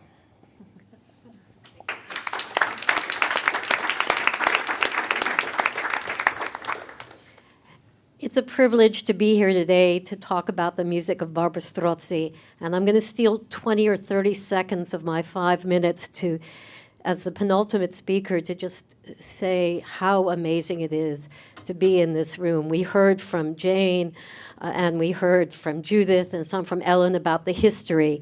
There are so many people in this room here who I would not be sitting here if they were not here. Ellen Harris, Jane Bernstein, Becky Harris-Warrick, Margot Fassler, Suzanne Cusick, and Ellen Roseanne. I mean, these are people who've made my career possible and have helped me make the careers of others possible. So 30 extra seconds, Ellen, but I just had to thank these amazing people who have just helped all of us. So, yes, thank you. Now I have to stop crying and start reading. About a year ago, my close friend and colleague Beth Glixen and I began the process of editing a volume entitled Barbara Strozzi in Context for Cambridge University Press. We hope it will be published in 2024, early 2025. It will be the first English monograph on Barbara Strozzi. My remarks today are inspired by that work. In the decades since Ellen Roseanne published her seminal article on the virtuosissima cantatrice and Beth Glixen filled in the gaps about Strozzi's personal life, she has officially entered the canon. Featured in most music history books, her music is standard fare for early music groups, and she has even become the subject of films and semi-stage recitals that attempt to recreate her famed performances with the Accademia dell'Unisoni. Implicit in some of this programming is the sense that Strozzi's music, more than that of her male colleagues, is an autobiographical expression of what we imagined her lived experience as a woman might have been. Perhaps a courtesan, and that's interesting because sometimes it's fashionable to think of Strozzi as a courtesan. At other moments, it's been unfashionable. Tells us a lot about us, I think. She's also been represented as a victim of Venetian misogyny. She composes laments that reflect her own sadness or sense of abandonment, or, as suggested at the NEMAS panel several years ago, the exceedingly conventional self-deprecating comments in her dedications are evidence of a deep, deep sense of insecurity. Well, there is much that we will never know about Strozzi's life. Her music tells the story of an extraordinarily confident and highly skilled musician with absolute control over all the tools in the 17th century composer's kit, and an uncanny ability to extract multiple meanings from the often erotic, hyperbolic poetry that was all the rage in the mid-17th century under the influence of the poet Giambattista Marino. Indeed, many people in this room know that I'm passionate about the music of Handel and Cavalli, but honestly, I know of only two other composers of the period whose works are so rewarding to study in terms of text-music relationships, Claudio Monteverdi and Johann Sebastian Bach. Few composers are so able to move from one to another affect with such precision, to know precisely when to add a sensual chromatic inflection, to shift to an exuberant triple meter, to decorate a specific word rather than another in a way that suggests an alternate reading of a poem, to build to a climax and then have that piece of music evaporate at the end like vanishing smoke. In Strozzi's duets, the protagonists make love by arguing, and they argue by making love. At once the master of sincerity and insincerity, Strozzi excelled at dissimulation in an age in which dissimulation was habitual. It is no small wonder we have trouble trying to figure out who she was. Consider, for instance, one of her most famous works, Che si può fare, from her Opus 8, which, at least at the onset, conjures up memories of Monteverdi's Lamenting Nymph. We hear 58 measures of the ground bass in E minor, excessive in this period. We're already in the 1650s, right? Before Strozzi pulls the rug out from underneath us. First, she moves into a duple recitative section with some melismatic explosions on relevant words. And here she reminds us that the real problem is that pesky Cupid. And then she shifts back to a triple meter to reassure us that notions of suffering with some rapid shifts from heart-rendering chromaticism to showy virtuosity. And then another contrasting triple metered section becomes more playful as the poet expresses envy for the spirits of the damned, with carefully placed melismas that render the pain almost triumphantly pleasurable. Then, as Strozzi does in so many other works, we get a kind of abrupt ending, a little bit of recitative, it becomes increasingly ornate. We learn then that anyone who follows the blind God will stumble. And then she takes that word, traboccare, and depicts it with one of those excessive melismatic stumbles that does it really theatrically, and then boom. By the end, it is more than apparent that the whole thing has been a game, including the lament at the outset, and that the composer has been laughing at us all along. The fact that a number of singers choose only to perform that first section of the lament, I don't know what to do with the rest of it, it's really weird and hard, shows us that there are some misconceptions about Strozzi's music.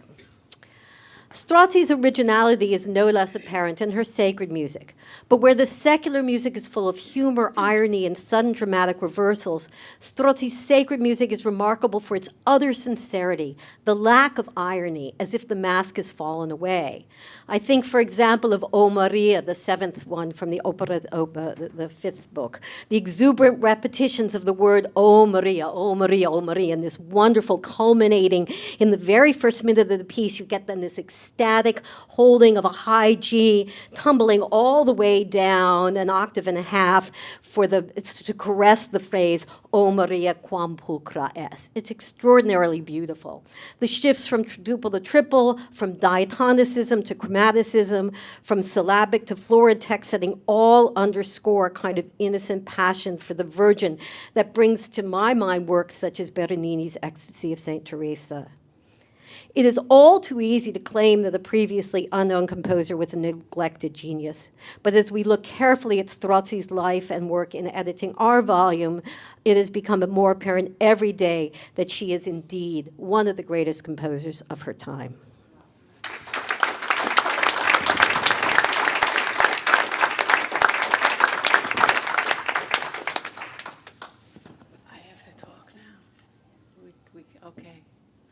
I don't even know what to say here. I mean, Strozzi has become a fantastic, what? Icon, yes. Okay, so I was trying to pull together this group of talks, which is difficult. I would like to say at the outset that we've gotten to the point where we can analyze some of this music. We don't just admire its existence, but we can actually look at it carefully. And I think Margot and Wendy both show us, and of course Suzanne, in not now, but in other works, shows us that the work is really analyzable, and we can get into it in a way that we never could before. So that's a big plus. Then the other thing I wanted to say is that what links a lot of these women is their education. I think that in order to be a composer, you had to have a certain kind of education, and many of these women were born into families either of musicians or intellectuals or of families of means who could help them to learn the things that they had to learn. So that's another thing. Then there's the idea of publication, which, well, there are the Florentine publications, there are the Venetian publications.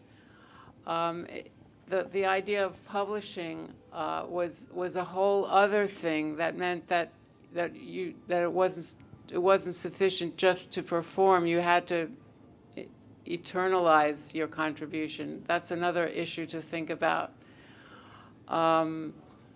Interestingly, I mentioned to Claire something, she's gone, but Claire pointed out that her composer, Bembo, had set an opera text, but that was an opera text that was never performed. Her opera was never performed. She didn't write it for a commission or anything. She just wrote it for herself, I don't know what. And the other thing that Claire and I talked about was the fact that compared to Barbara Strozzi, her composer was not a very good composer, which is, you know, we're able to say who's a good composer now because I mean, it's not like we have to admire them because they were writing music. They were walking on their hind legs, you know.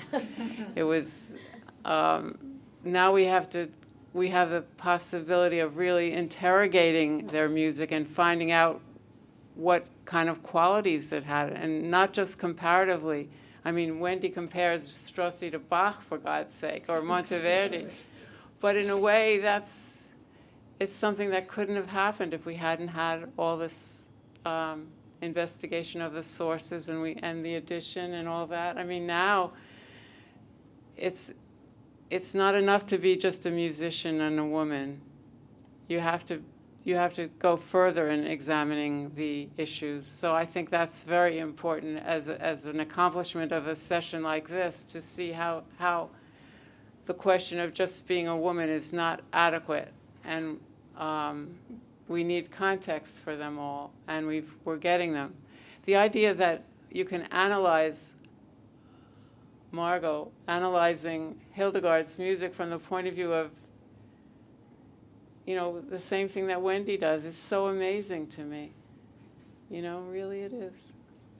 Anyway, I feel like we've made a huge amount of progress, and that if anyone heard the performance last night of the Strozzi pieces, anybody here? Well, they did exactly what Wendy was saying. They were an amazing, amazing example of the irony and the seriousness and the flirtatiousness. It was a very old-fashioned thing to think that Strozzi was affected by the fact that she might have been a courtesan, but she was probably a courtesan, and she did perform for men, and she did sing the pieces that she published. And you could see that in the recital last night, I think. And when I first started, I had to sing the pieces myself. There were no recordings, and I didn't know how to do that. I just sang I picked a simple 1 or 2 pieces. But now I wanted to bring a slide of the number of recordings. There's something like 200 recordings now. And I think that last night was one of the best I've ever heard, one of the best performances I've ever heard. So they're really getting it now, and that's just so thrilling. Anyway, I don't know what else to say.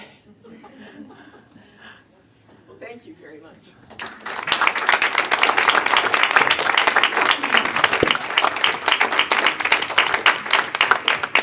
The performance last night was Dorothea Mills. It was extraordinary. So. Was it recorded? No. I don't know. I think maybe. I don't think so. No, I don't think it was on the list. Yes? Oh, the people recording said yes, it was recorded. So, yes, you can all look forward to that. If you weren't at the concert, by all means, this recording is something to listen to. So that's really great. And thank you, Ellen, for giving us some general ideas to take away from this. And I love particularly that it's no longer good enough to be just a woman. That, in fact, these women composers actually have to prove themselves as composers, is just a terrific place to be at the end of this panel. So thank you very much for that. But surely there are questions. Yes, please. And identify yourself when you go to the microphone.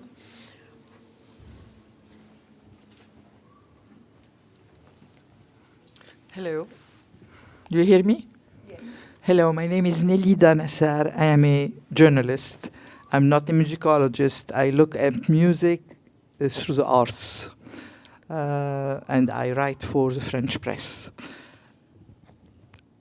First of all, thank you very much. It's very enchanting to see a panel full of ladies and doing such a great job about music.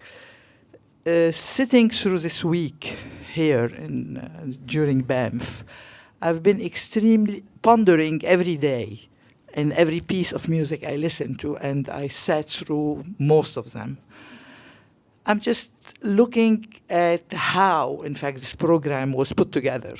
There are composers that are secular and composers that are not, that are more in sacred music.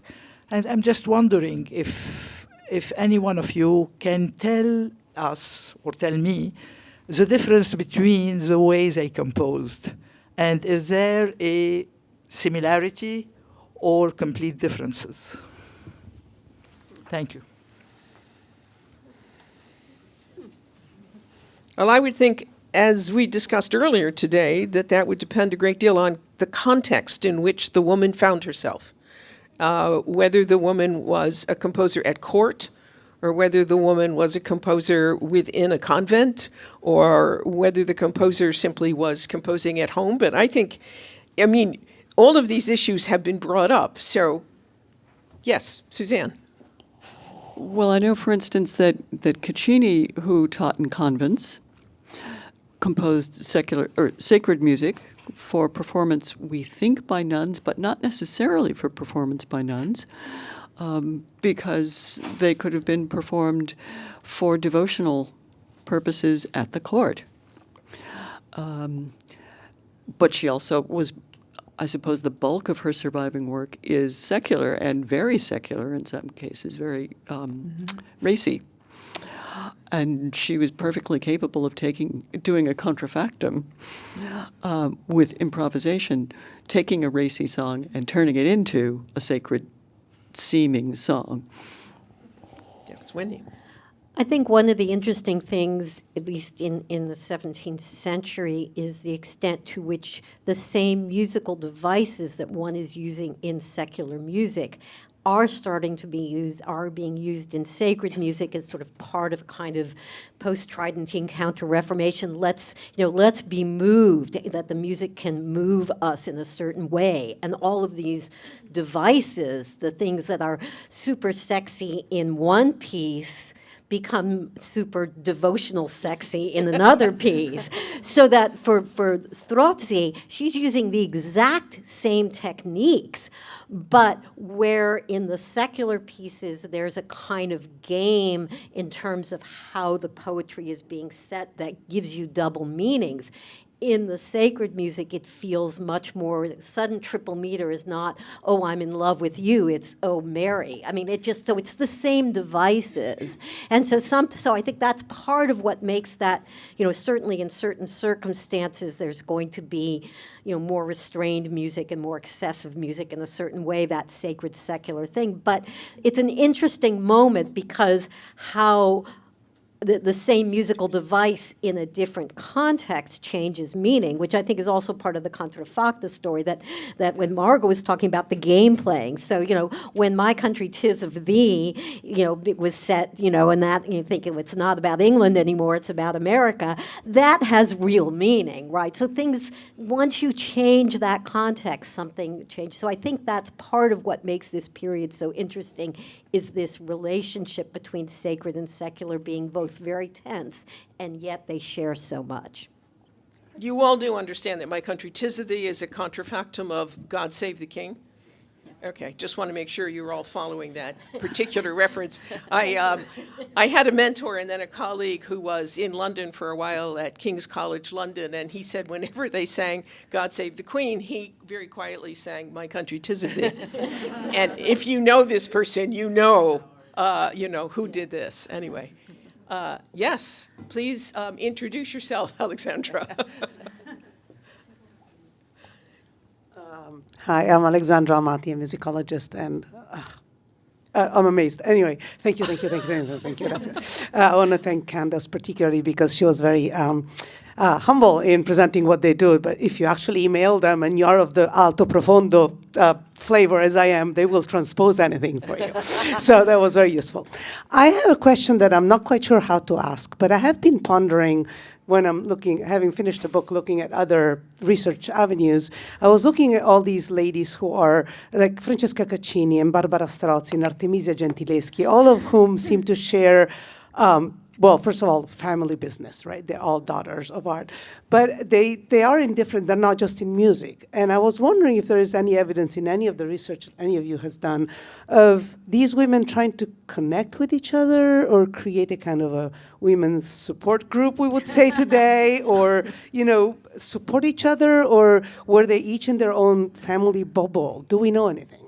Thank you. I wish Claire were here because she and I have talked just a little bit about Bembo and Strozzi and where they might have overlapped a little bit, and we don't really have answers to that yet.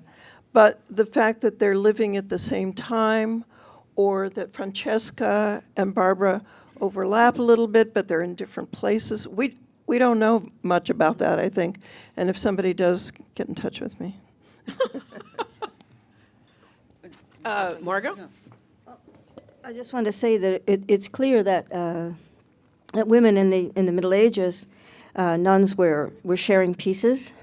In Freiburg, there's a house of Dominicans and a house of Franciscans, and you can see that they were even sharing artists and sending work back and forth for each other.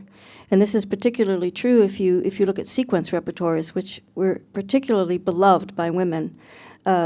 Regardless of whether they're Cistercians or Benedictines or Franciscans or Dominicans particularly. And so there's a lot of swapping and work that goes back and forth between women. And of course, every monastery is a school of song and has its own unique properties for teaching and learning and knowing music. So that's something to remember as well, I think. We have some audience questions. I wanted. Could well, you I have identify Oh yourself, yes, please? I'm Eve Strassman-Flanzer, curator at the National Gallery of Art and art historian. And so I wanted to your question about these musicians and these artists noticing each other. I mean, my work was really dependent on Kelly and Suzanne's work on Francesca Caccini. I worked on a Medici Grand Duchess. And what I found was through this patronage by this woman that there was a world of women that she supported, not just, musicians, writers, as well as artists. Now, what these documents show is not the sort of behind the scenes about how they all interacted. So that's sort of a next layer. But I think as we're getting in different contexts, deeper information about individuals. Like we now know, for instance, that Artemisia Gentileschi knew the artist who also worked for the Medici at a different time, Giovanna Grazzoni, in Naples, and that they traveled together.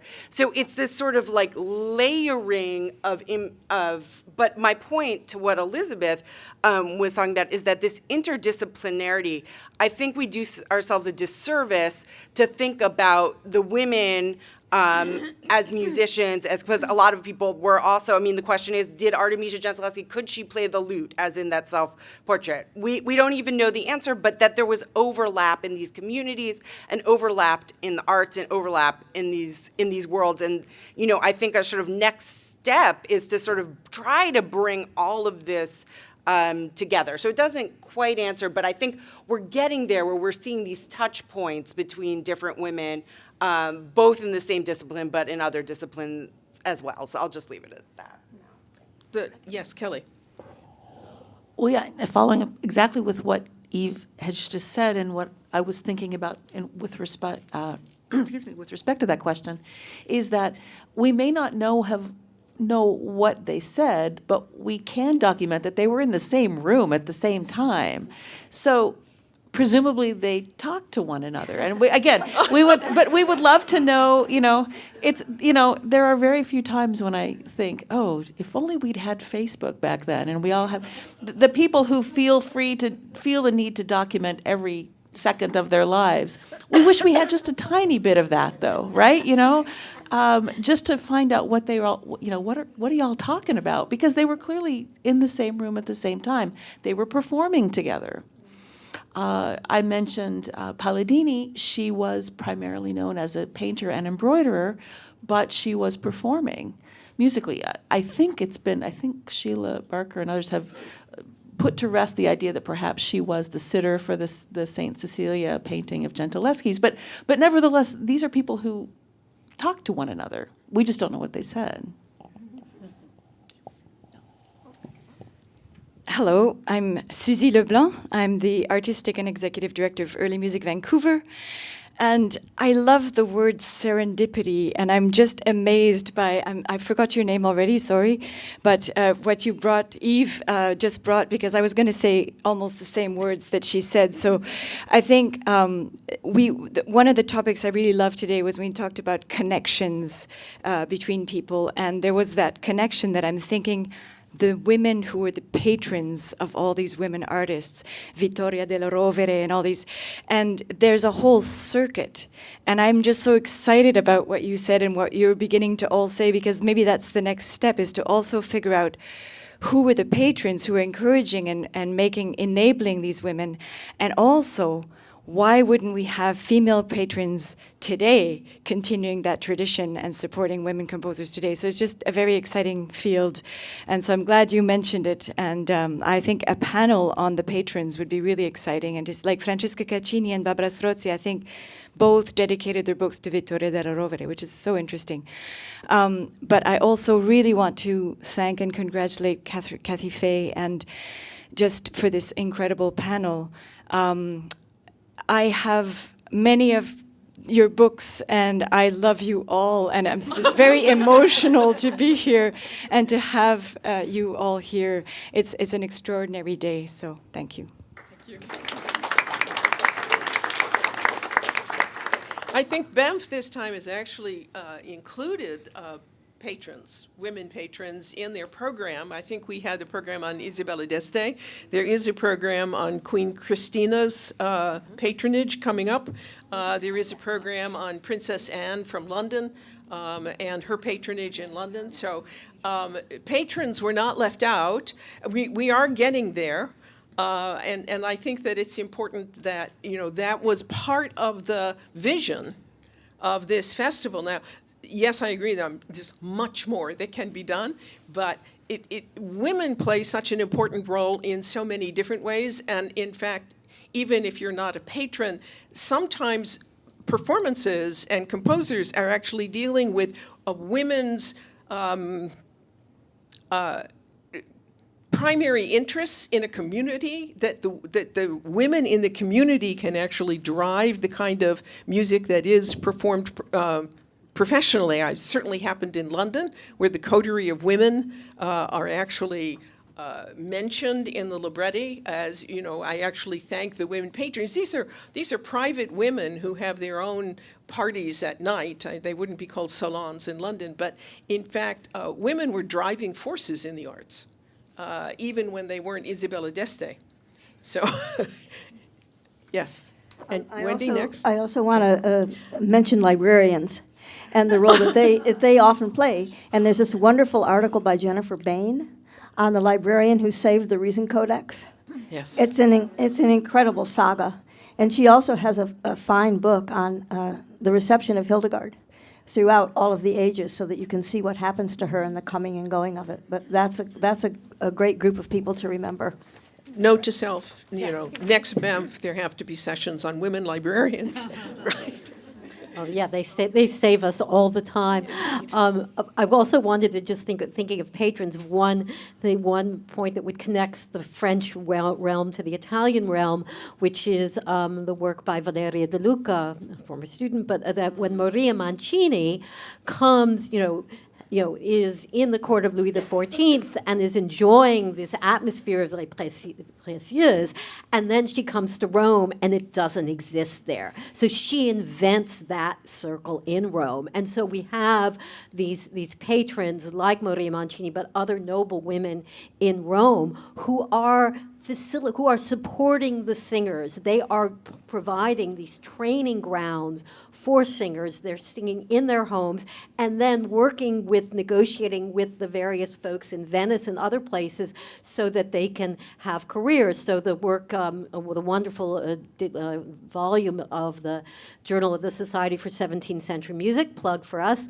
about Giulia Mazzotti that a number of scholars contributed to, and it's Beth Glickson, Valeria De Luca, others, Colleen Reardon, but you get a sense of the female networks that were driving the support of singers. But if Mancini hadn't come from that atmosphere in Florence, in Rome, in Paris, and then coming to Rome, it really was part of that stimulus. Then Queen Christina comes down, and suddenly this stuff is all happening there. And interestingly, not in Venice. I mean, I think that is there's something, the fact that women couldn't perform on the stage in Rome, weirdly enough, opened up the possibility for these private circumstances.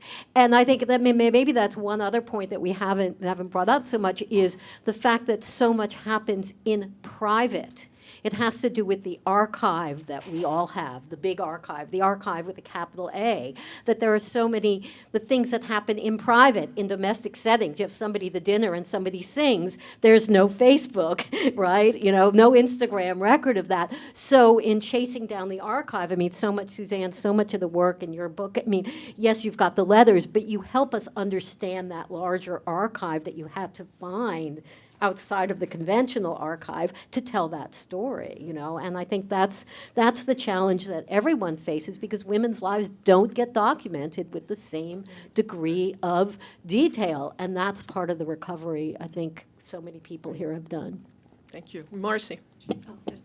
No, sorry. Oh, okay. Kathy first, and then Marcie, did you want to go as well? It was her hand. Okay. I also want to mention dedicatees, and we often think that when a volume is being dedicated to a woman, it's just sort of a flattery, or it's not very important. But I found that almost every single one of the collections I looked at of sacred songs were dedicated to women. And some of them, especially earlier in the 17th century, actually talked about this woman as singing these songs and asking for these songs. I mean, this might all be BS, but still,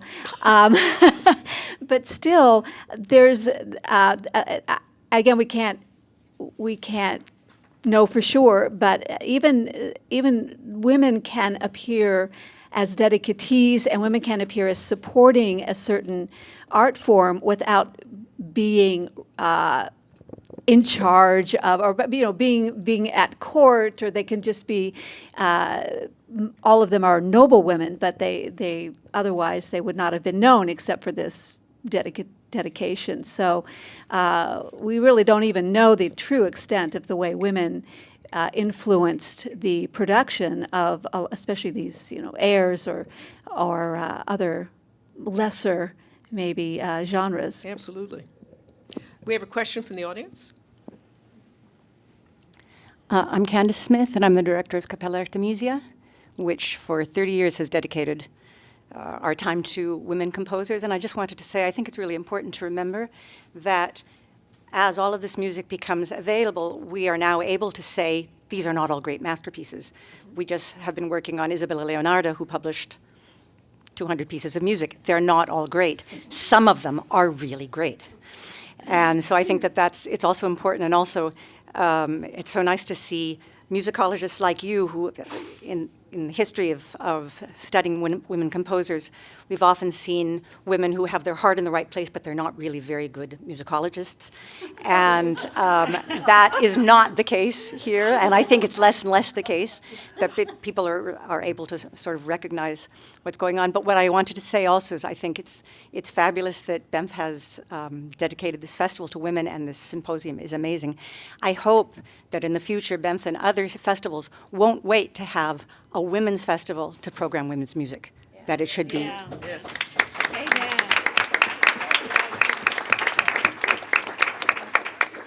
Sorry, I have to come back.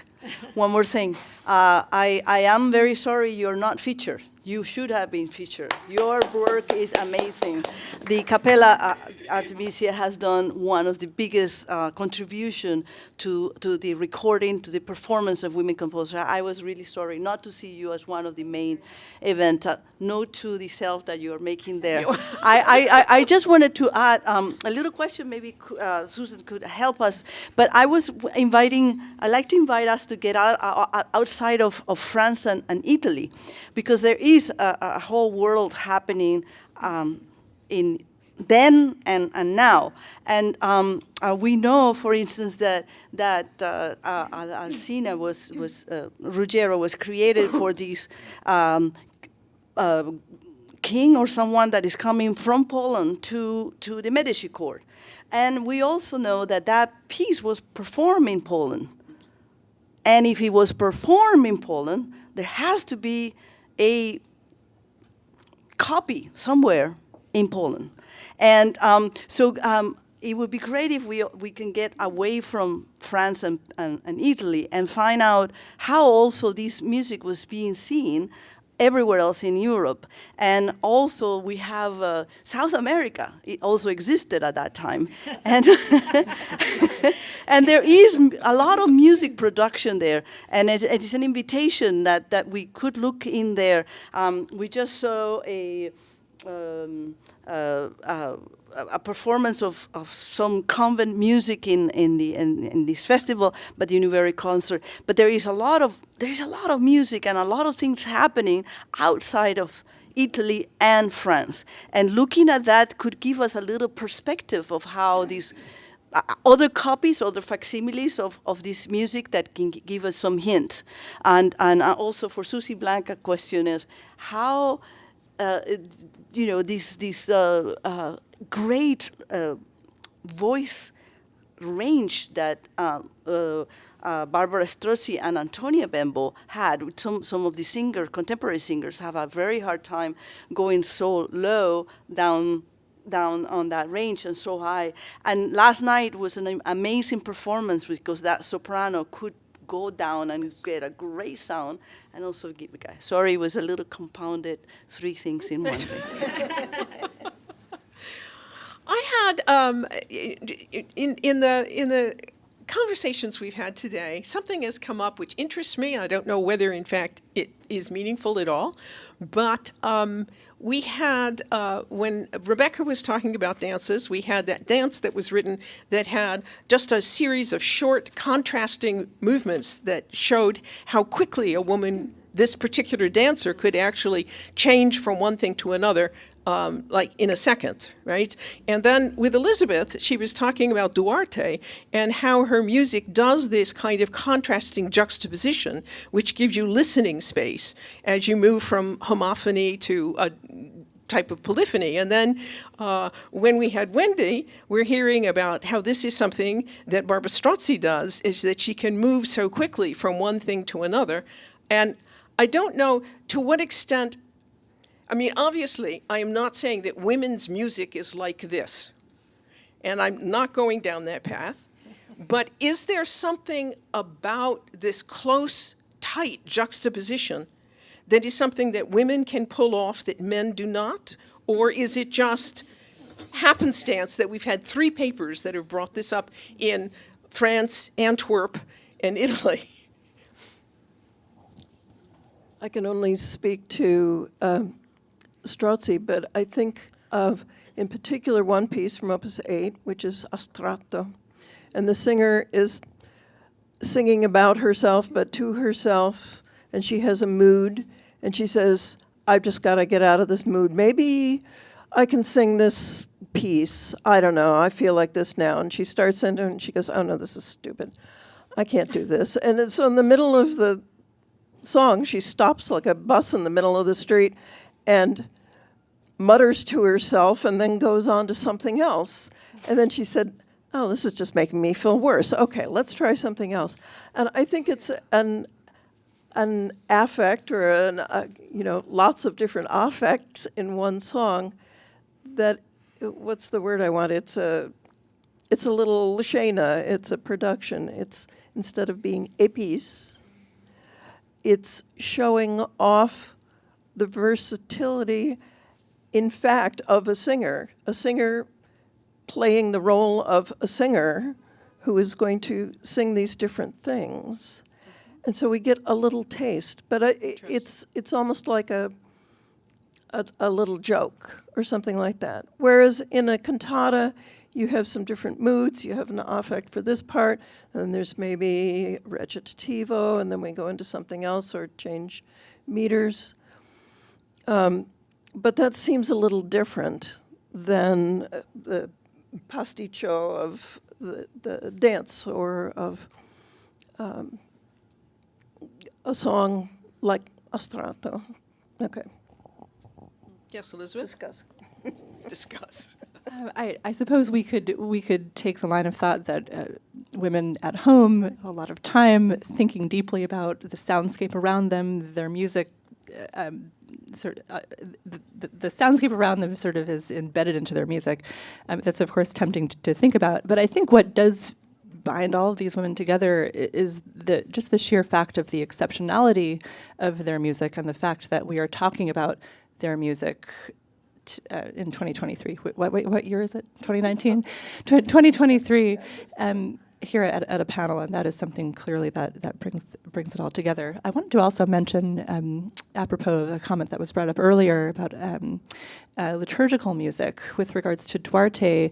One of the big questions that's often raised about Duarte is, as a converso, is she actually a Jewish composer? And there is, I think, a tendency to, in some of the historiography, limited though it may be, on Duarte to locate Jewishness in her music. This cantus firmus must be, this hymn, and so on. This is, of course, very, very dangerous. Her music is not associated at all with the synagogue. In fact, she couldn't write for the synagogue because she was a woman.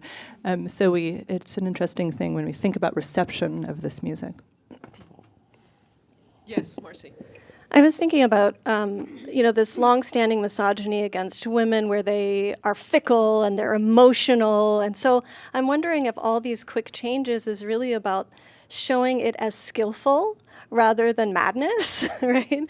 So I was thinking about Saintonge's Didon, where in Virgil, he basically describes Dido the whole time. I mean, using like amazing language, like a flame gnawing her tender marrow hour by hour, raving like a maenad, haunted by dreams, and so forth, and how Saintonge does have Dido switch these different moods, but it's always kind of from a rational place of like, this person has wronged me or this bad thing has happened. And so it might be like a reevaluation or a sort of 30,000-foot viewpoint about women's emotional reactions as a response to systemic injustice.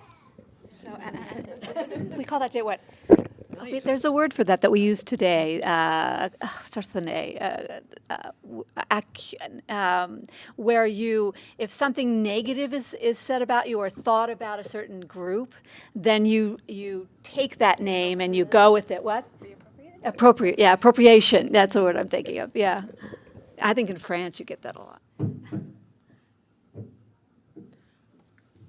We've had just a wonderful session with panelists and audience. The level of the erudite level of our audience has been astonishing to me. The audience could create its own panel, I think. And there are people in the audience I'm looking at who haven't actually spoken. And it's been tremendous to hear from all of you as well as from the panel. I want to thank the panel very, very much. I want to add that if you listen to the Barbara Strozzi, which was in fact recorded, that the editions are Candace's. And the translations also are credited appropriately to them. So if you hold your book, keep your book, and then listen to the recording, just remember that you heard Candace here. Yes? Yeah? Yes, Suzanne. Well, I confess that I was a bit confused by the subject of women at work, just what that was going to mean. And that has led me to reflect while we're here on the amount of work that the early music community has done to produce this. And to produce early music, the amount of work that women have done. Yes. Early music as a field of performance has long been much safer, particularly for instrumentalists and people who want to lead ensembles, than so-called classical music. Right. And so this is another case of women at work needing to be celebrated, all the women who have been involved in the early music movement since its inception in the 19th century. In all positions. In all positions. In all positions, yes. And of course, Margot and Kelly specifically talked about work. Yes. And brought that forward. And I think we did good work today. We did. Yes, I think that this was an example of women at work, which is where the title came from. I don't think that you should miss the Cephale Procris this afternoon at 2:30. Even if you can't make it to Claire's 1:30 lecture, you really do want to hear some Jacquet de la Guerre. Maybe we will get a Jacquet de la Guerre. We will get this opera someday as a festival opera and have a woman festival opera composer and not just a woman festival opera librettist, although there aren't many of those either. So absolutely wonderful. It looks as if Glenn wants to make a closing comment. You can introduce yourself, Glenn. I'm Glenn Nickram. I am Kathy Faye's husband. But I'm a board member if you want to be sort of formal about it. I just wanted to thank all of you.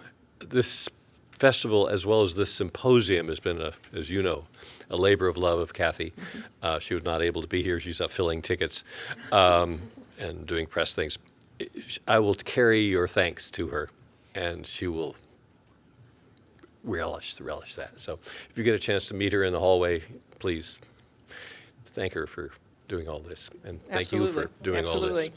And I just want to say one more word about sort of what's happening in the world of women in music, is that we have been talking about the role that Judith Tick has played in the history of women composers and the enormously important role, foundational role. Her next book, which is apparently already available for pre-sale on Amazon, is on Ella Fitzgerald. So, still with the women, but no longer with early music. But you can't resist that, I think. With that happy note, there's another comment. All right. If I may take 1 second just to say that Early Music Vancouver this summer, our festival is called Women in Sight. It's all music by and for women and librettists. And the opening concert on July 27th is an opera called The Queen of Carthage, and it's a reclaiming of the story of Dido with early and contemporary music and a completely new story. Aeneas isn't even part of it. So I hope that that will be actually on our digital concert hall too. So if you can't get to Vancouver, check in what we're doing over there. Thank you so much. Wonderful. So again, thank you all. Thank you all.